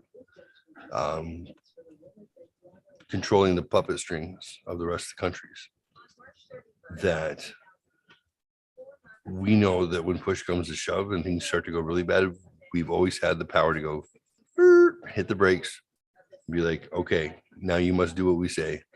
We took it this far, we let it go, it didn't work out, now everybody listen to us or else. And then they do. What we've missed over the last decade is that it's not those who have the military might even, or have the money even, who have the power. It's those who control the energy and the food. They control the world. Mm-hmm. And we have systematically given away all of the advances that we made with Trump as president, being energy independent for the first time, and then being a contributor to energy. I want to drill down on that. I want to drill down on the Trump scenario when it comes to energy and the economy. Okay, because the positive impact he had on both of those things was so over the top by any normal sense of reason. It should have been impossible. Capitalism cycles take time. It was only impossible based on the lies that we were that were perpetuated Yeah. that described your denominator. So all he really did was take the governors off the truck. And we were allowed to finally do what we're capable of doing. Oh my goodness. What happened? Look what happens. Look at the And positive contribution you have to the universe when you Yeah. just do what you know how to do. I mean, when we took all of those regulations off that were applied to no other country on the planet, Right. you know, that's just one example, not to berate a point, but it's just like, we could have done that at any fucking time. So, and by all points, at least in my opinion, no one, and you want to talk about the deep state or the bureaucracy or whatever you want to fucking call these people, by no counts was that dude ever supposed to get in office. Right. Or he was, and this is just perpetuating a This is how they speed up the teeter-totter cycle. Right. That's kind of leading toward a certain direction. But I feel at times that there's been a plan and effect, by design, like I was saying before. And every now and then there's enough of a group of people within the bureaucracy that aren't on that boat that just get enough of a nugget of control of something to jerk the wheel to the left, and then it's not on the track for a while. Right. And in my most optimistic side of things, I think Trump was one of those guys that was able to get in there and jerk the wheel to the left. Kennedy, Jack Kennedy was one of them. Got in there and grew a conscience all of a sudden and fucking jerked the wheel to the left. They're like, hey, you're a bought and paid guy. You're one of us. And he's like, I changed my mind. Yeah, I get to do that. Lincoln, same shit. Bought and paid one of them. Got into office and went, I was just kidding. Jerked the wheel to the left. And then, what happened? People, kept. And there we go. So, I mean, but now Eisenhower's speech. Yeah. I mean, talk about riding it to the fucking end, the general. White. He was the man who was leading the force that he didn't realize like how dangerous that force was until he got to the other side of it and was like, wait, hold on. Well, there's a lot wrapped up in that majestic question, but it's just there's that whole thing. But it's just like, you look at like what went on and way the banks have worked in the world over generations. And did Germany lose World War II? I don't think so. Who was the compatriots really of Nazi Germany? It was us. It wasn't the United States citizens, but it was our government. It was a lot of people in higher economic power in this country. It was England, Belgium, Shell Oil. I love to gas up there. They're so nice when I go there. Did you know it was a prerequisite to be on the senior leadership board of Shell Oil, a London-based company, that you had to be a part of the Nazi party to sit at that table? And it's just like, fuck Hugo Boss and Volkswagen. At least those were German companies. Fanta, at least that's a fucking German company. What the fuck is Shell Oil? Why was there a picture of Adolf Hitler behind Henry Ford's desk as the icon? Why was that guy Time Magazine's Man of the Year 2 years in a row before we found out about the Jews? There's like plenty of people on the inside knew about that shit. And when it all came out, Congress still had to pass a law to make Americans to de-invest their money in the Nazi war effort because Americans were banking off of Germany's success. Yeah, I know they're murdering people, but God, the dividends are great. Operation Paperclip, dude. And we have to disband them. Okay, well, all except for these guys. We need NASA. All of them. 90% went here, 10% to Russia as some fucking token so they could actually have a space race. And yes, that's exactly who started NASA. Who's the inner workings of the government and the operational structure of the United Nations? Fucking Nazis. They weren't Germans, but they were Nazis, that fucking Belgian prince and all his shit. So the model for the future global government, generationally developed within by the former fascists. This country, Prescott Bush, George Bush Sr., George Bush Jr., all a part of the same thing. National pride. Yeah. Prescott Bush almost got arrested while being a senator for leading a coup against FDR to turn America into an authoritarian state.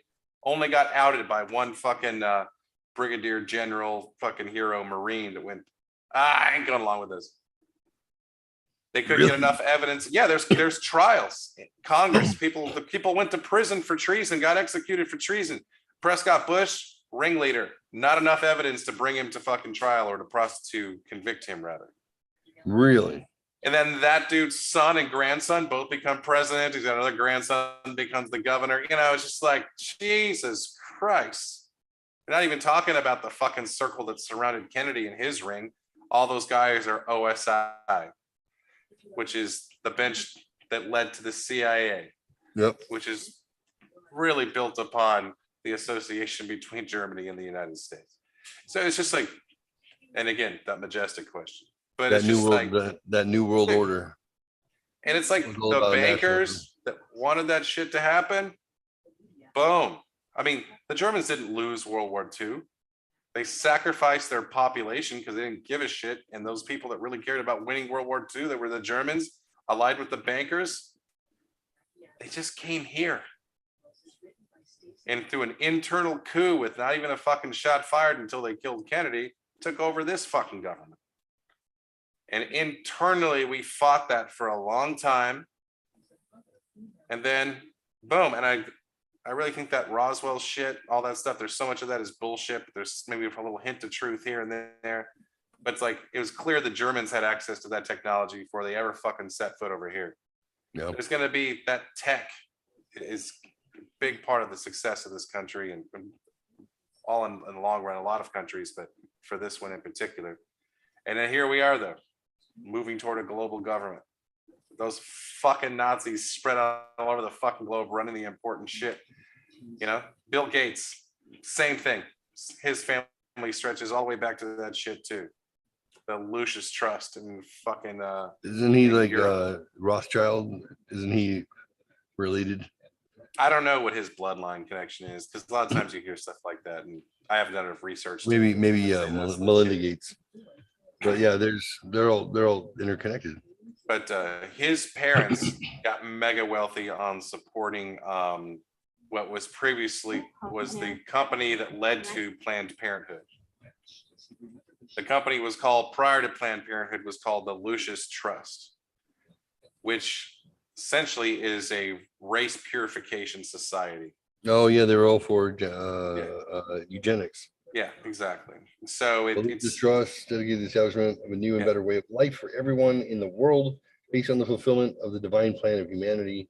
Its educational activities promote recognition and practice of the spiritual principles and values upon which a stable and interdependent world society may be based. That's San Francisco, got its start there, inspired Hitler. Literally, that is what inspired Hitler for his program in Germany. Lucius Trust, based out of Germany, absorbs Planned Parenthood, or somehow were commingled, which was a Luciferian organization. Then they changed their name to Planned Parenthood, and they changed it. I think they've changed it a few different times over the years, but ultimately that was it. It's a socialist movement for race purification. That's why it's on the books up until Alice Bailey. Oh shit. Until very recently. You can call Planned Parenthood and give donations to help women's health and abortions and make it available for people at no cost. And you can specify that you only want it available for Black babies.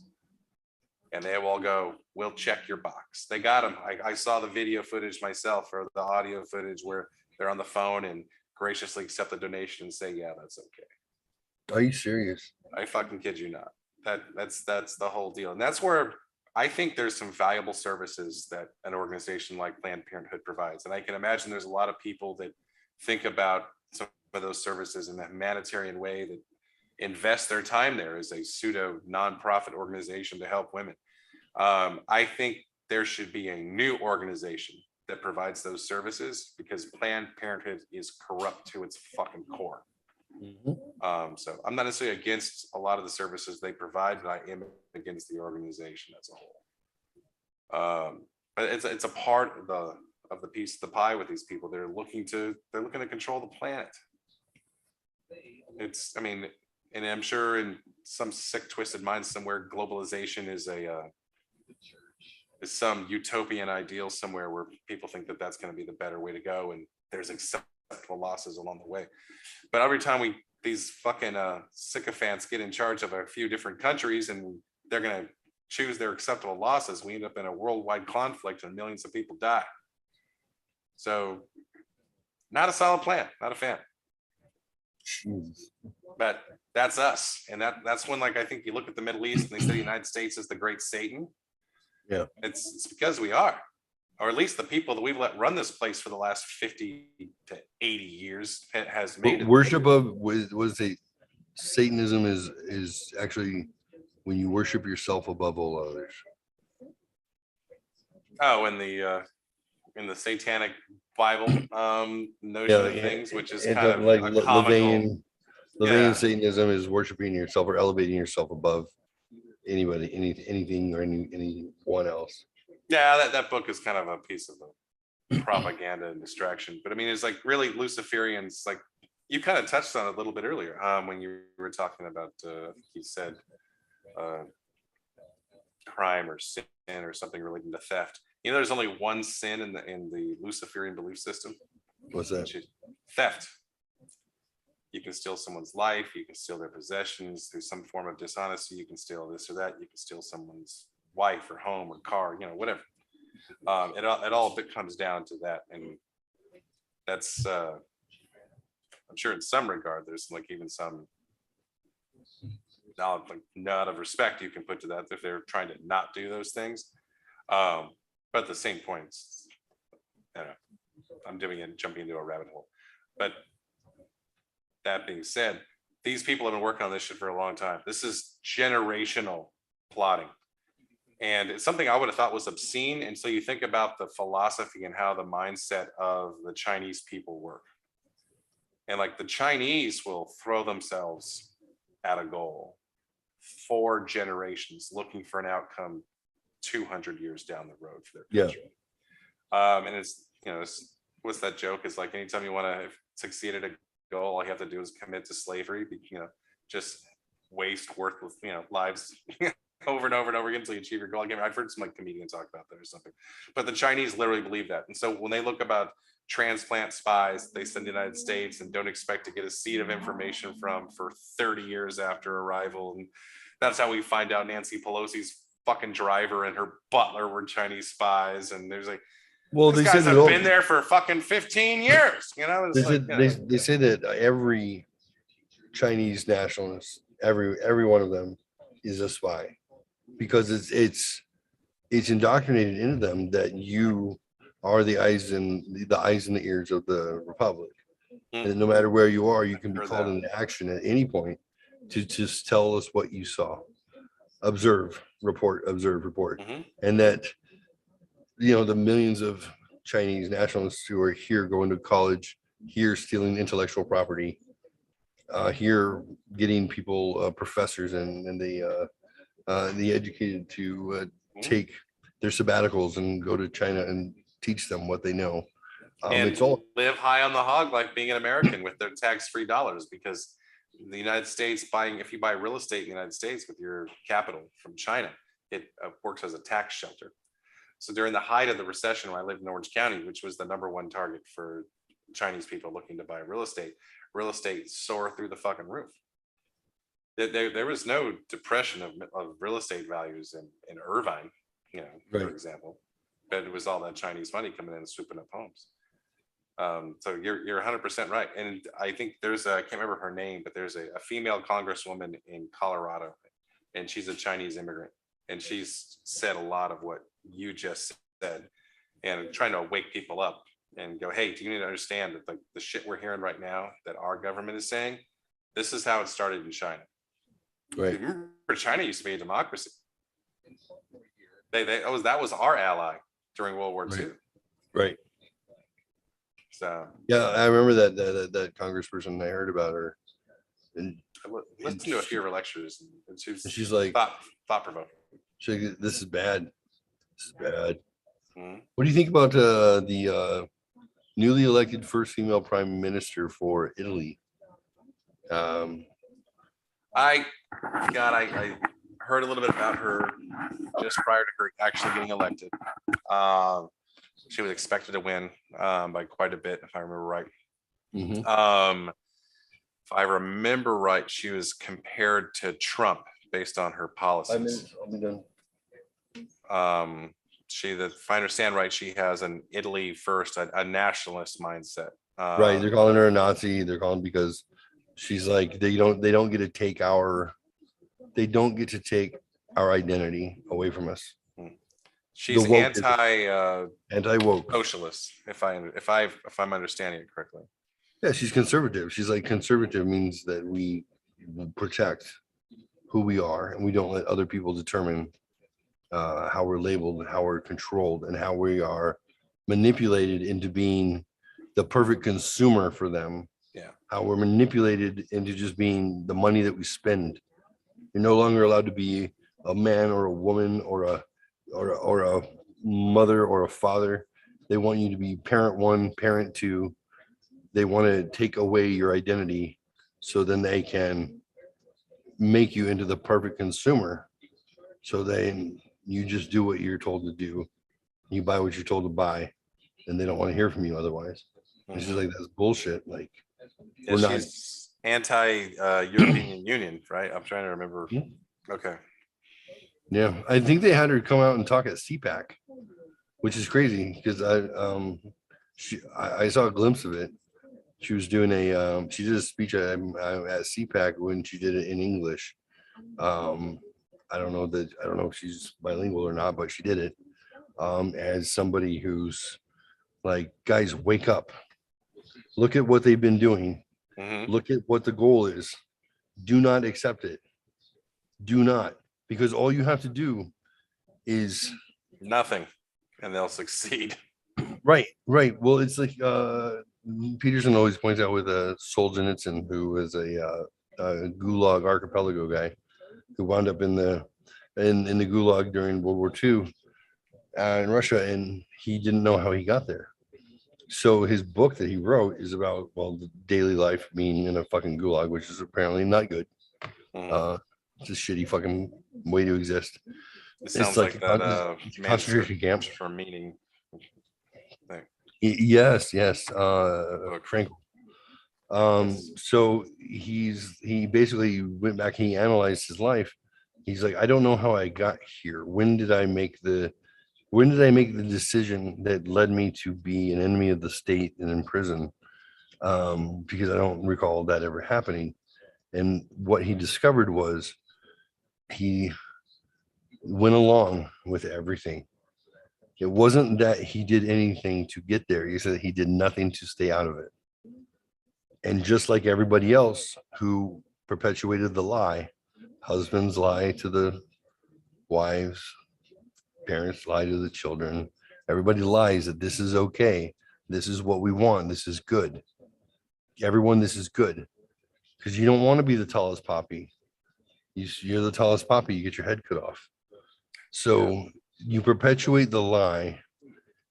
And so what Solzhenitsyn figured out was, it was his fear and his inability to just tell the truth and say, no, this is not what I believe. No, this is not acceptable.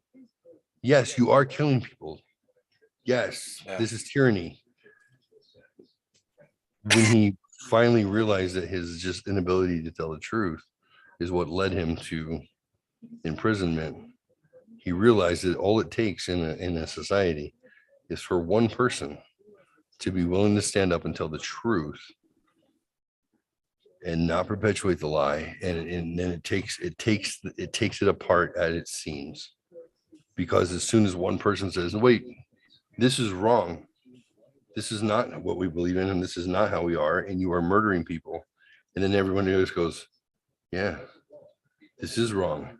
And then as soon as that wave hits, you're just as safe within that wave of truth as you thought you were under that wave of lies and bullshit. Yeah. And There's a lot to it, and that's I think the reckoning, I think you're doing a good summary right there. You're explaining it really well.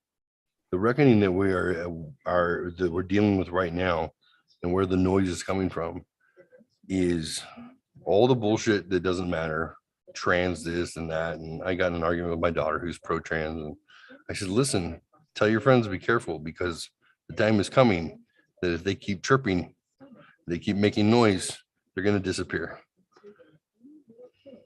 Understand that that group of people and this group of insecure young people are being used to make enough noise in order to distract people from the truth and what's really going on around us.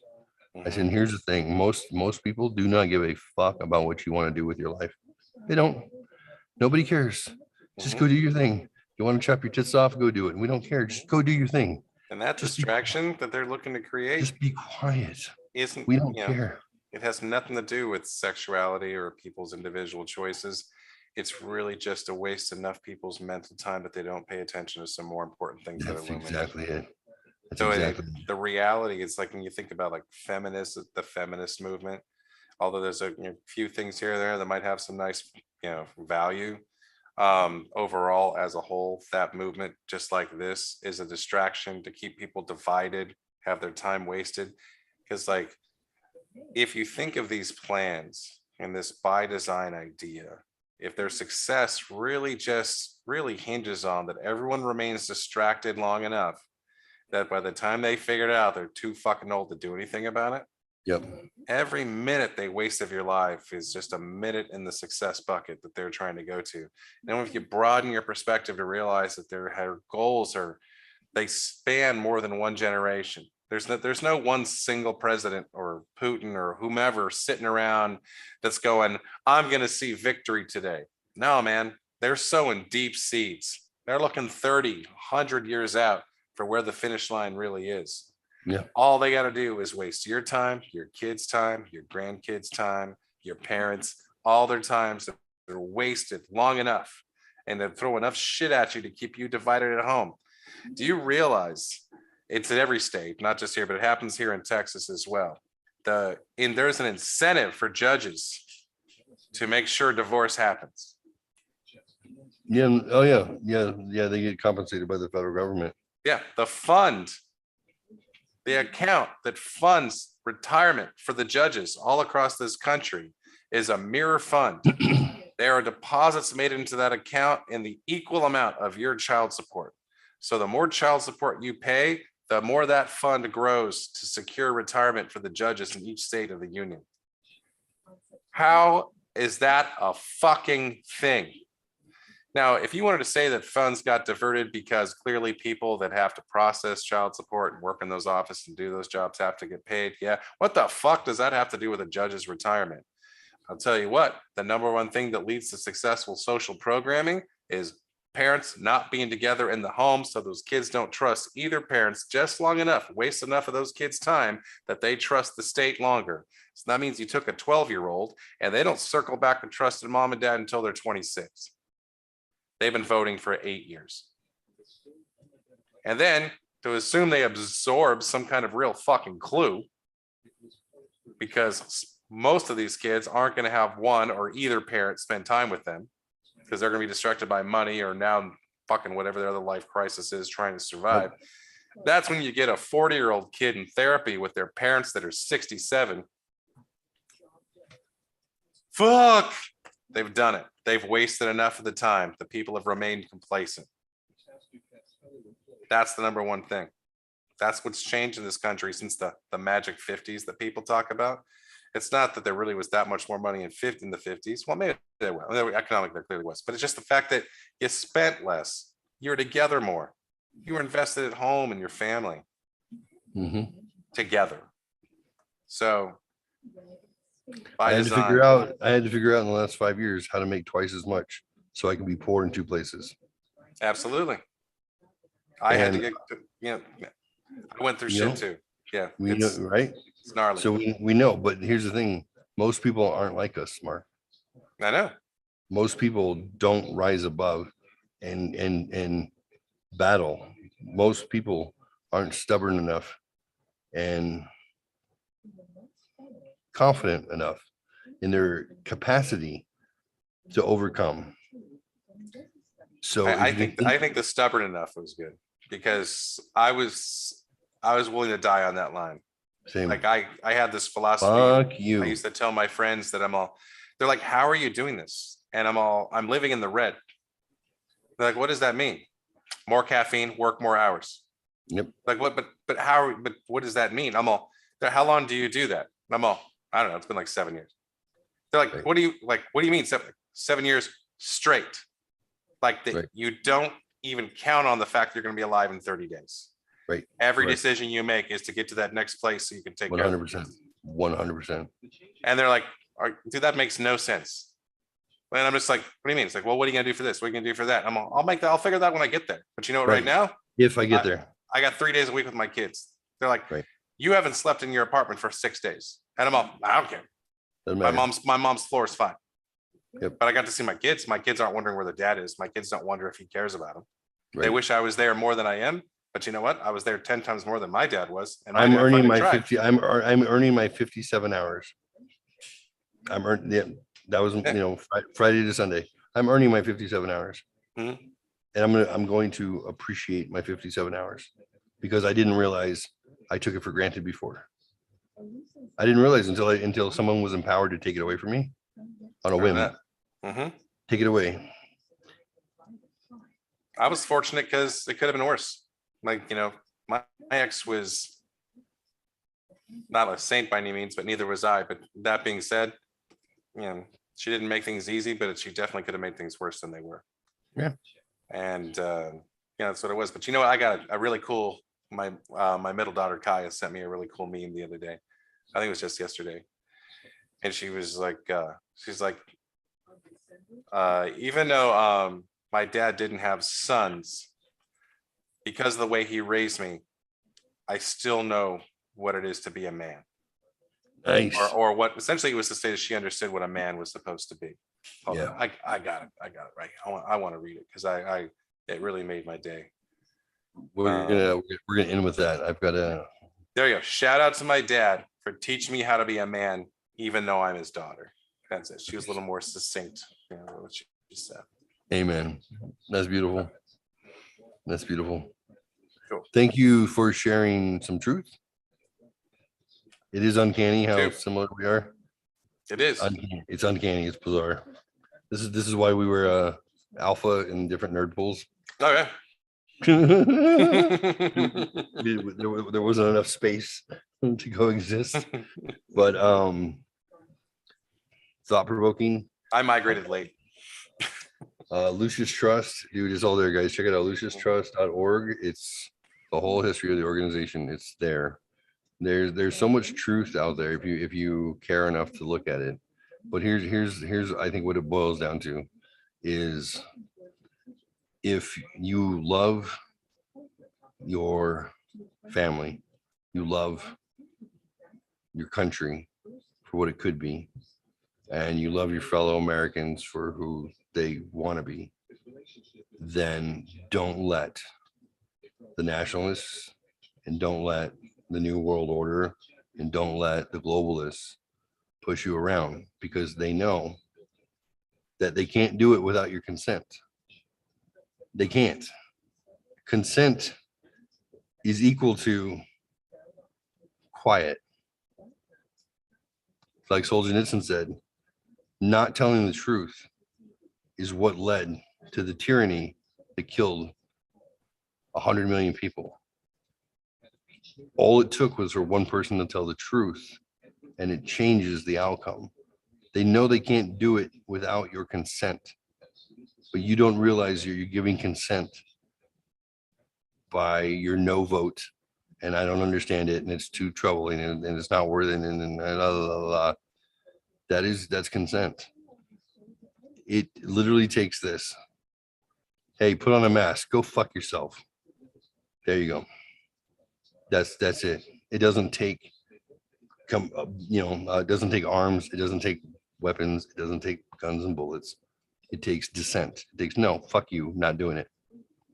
Hey, we're going to invest your money here. No, fuck you, not doing it. All you have to say is no. Status quo is where the danger is.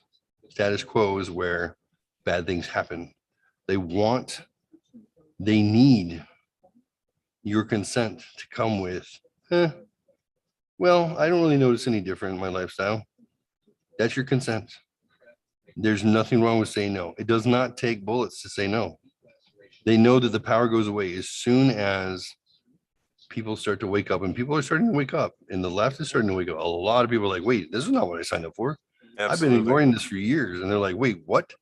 This is what I believe in? I don't believe in that. Fuck you guys. You get enough of that noise and it thwarts them. So it's been something that's been going on since 1915 for sure.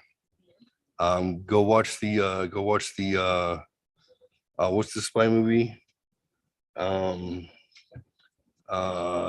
Kingsman. Go watch the new Kingsman. It'll give you from World War I forward the plan. It'll give it to you in an action movie.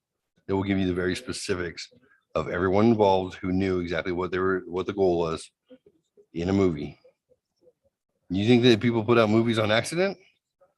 You think that there's not something that you're supposed to learn from it? Yeah, there's the psychology of that is, and there's this thought process here. So sometimes like they put movies out and then 5 or 10 years later, something similar happens in society. Yeah. Somehow it's more palpable. Right. You can tolerate it. Yeah, I've been there. This seems familiar. You had an opportunity to digest it. Like, what was it? The Outbreak and Contagion, all the plague movies that came out in the all the apocalypse, zombie apocalypse, power grid going down. Yeah. The Margaret Atwood's stories. It's all there to get you ready for it. When you talk about, I want to throw this to you real quick, and I'll text this over to you so you have the link as well. There is a movie. It will cost you less than $2. It is on Amazon Prime.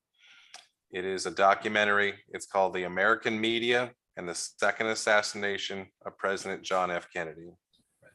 Looks like that. I'll check it out tonight. And it walks through how the media was complicit in the cover-up of Kennedy's assassination. It's an overarching thing that will show you about the social programming that's been in the works since prior to Kennedy's assassination. It hasn't stopped yet. But it's fascinating and it's disturbing at the same time. But it speaks to, in bullet points, a lot of what you were just talking about.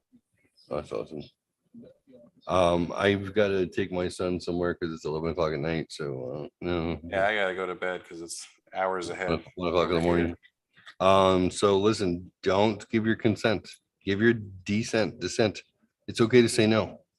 It's okay to say no. It's okay to say no. If your reaction is this doesn't feel right, say no. It doesn't take long. People are not they're not prepared to defend their ideals to the death. They're not. It takes very little pushback in life. Hey, excuse me, sir. Can you put on a mask? No. Keep walking. The things that have gone away after they began were because people got wise to it and said, you know what? No, we're not fucking doing this again. We're on to you. And they're like, hey, guess what, everybody? You're right. This is shenanigans and bullshit. We're sorry. It's over. You're right. COVID's over. COVID's over. And then they test it every now and then. They're like, another strain. Anybody scared enough? Another booster. Anyone want to do it? No, they're not buying it this time. Yeah, that's a test. How long can we drag it out? How long can we do it next time? Right.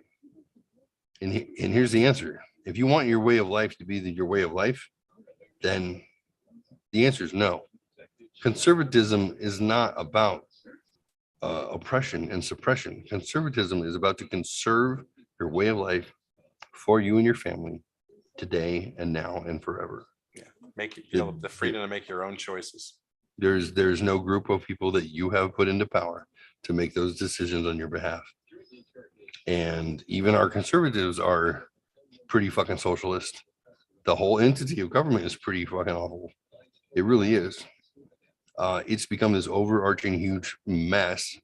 And I don't think we're not going to get rid of it anytime soon. But if you want to control, all you have to do is say no.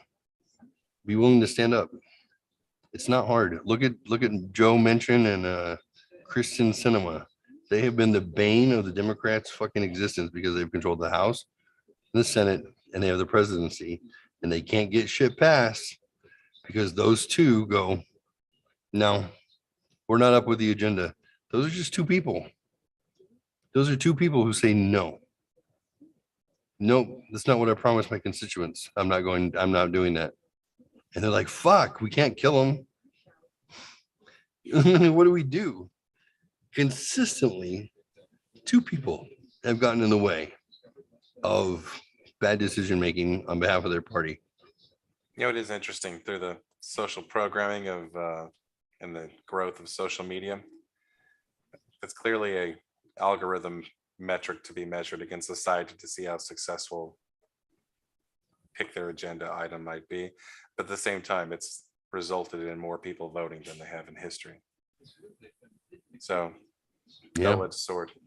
it's okay, sheeple. It's not over until it's over, right? Mhm. So It's okay to change your mind on something. every time we throw a little wrench into their works, it throws them off by another 15 years. I can show you guys next time papers that I found, scholastic papers from those who support the liberal world order and all that bullshit, who went, uh-oh, we fucked up somewhere where the United States elected Trump. Like, we messed up. All the papers from the colleges are like, we need to figure out where we fucked up because we were on a roll. And that's why they doubled down and said, if we get control again, we have to go 10 times harder than we ever have because we don't have the luxury of time, because they just proved that they can throw an outsider into the middle of it who can disrupt 40 years worth of work. And they said he just disrupted 40 years worth of work because he stood up and said, no, fuck you guys. Like, go away. We're not doing this. And they're like, no, no. He disrupted the apple cart. Yep.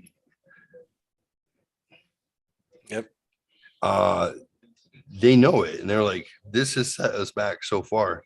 If we don't push double time, triple time when we have the opportunity next, we're never going to catch back up. That's what they've been trying to do, is catch back up.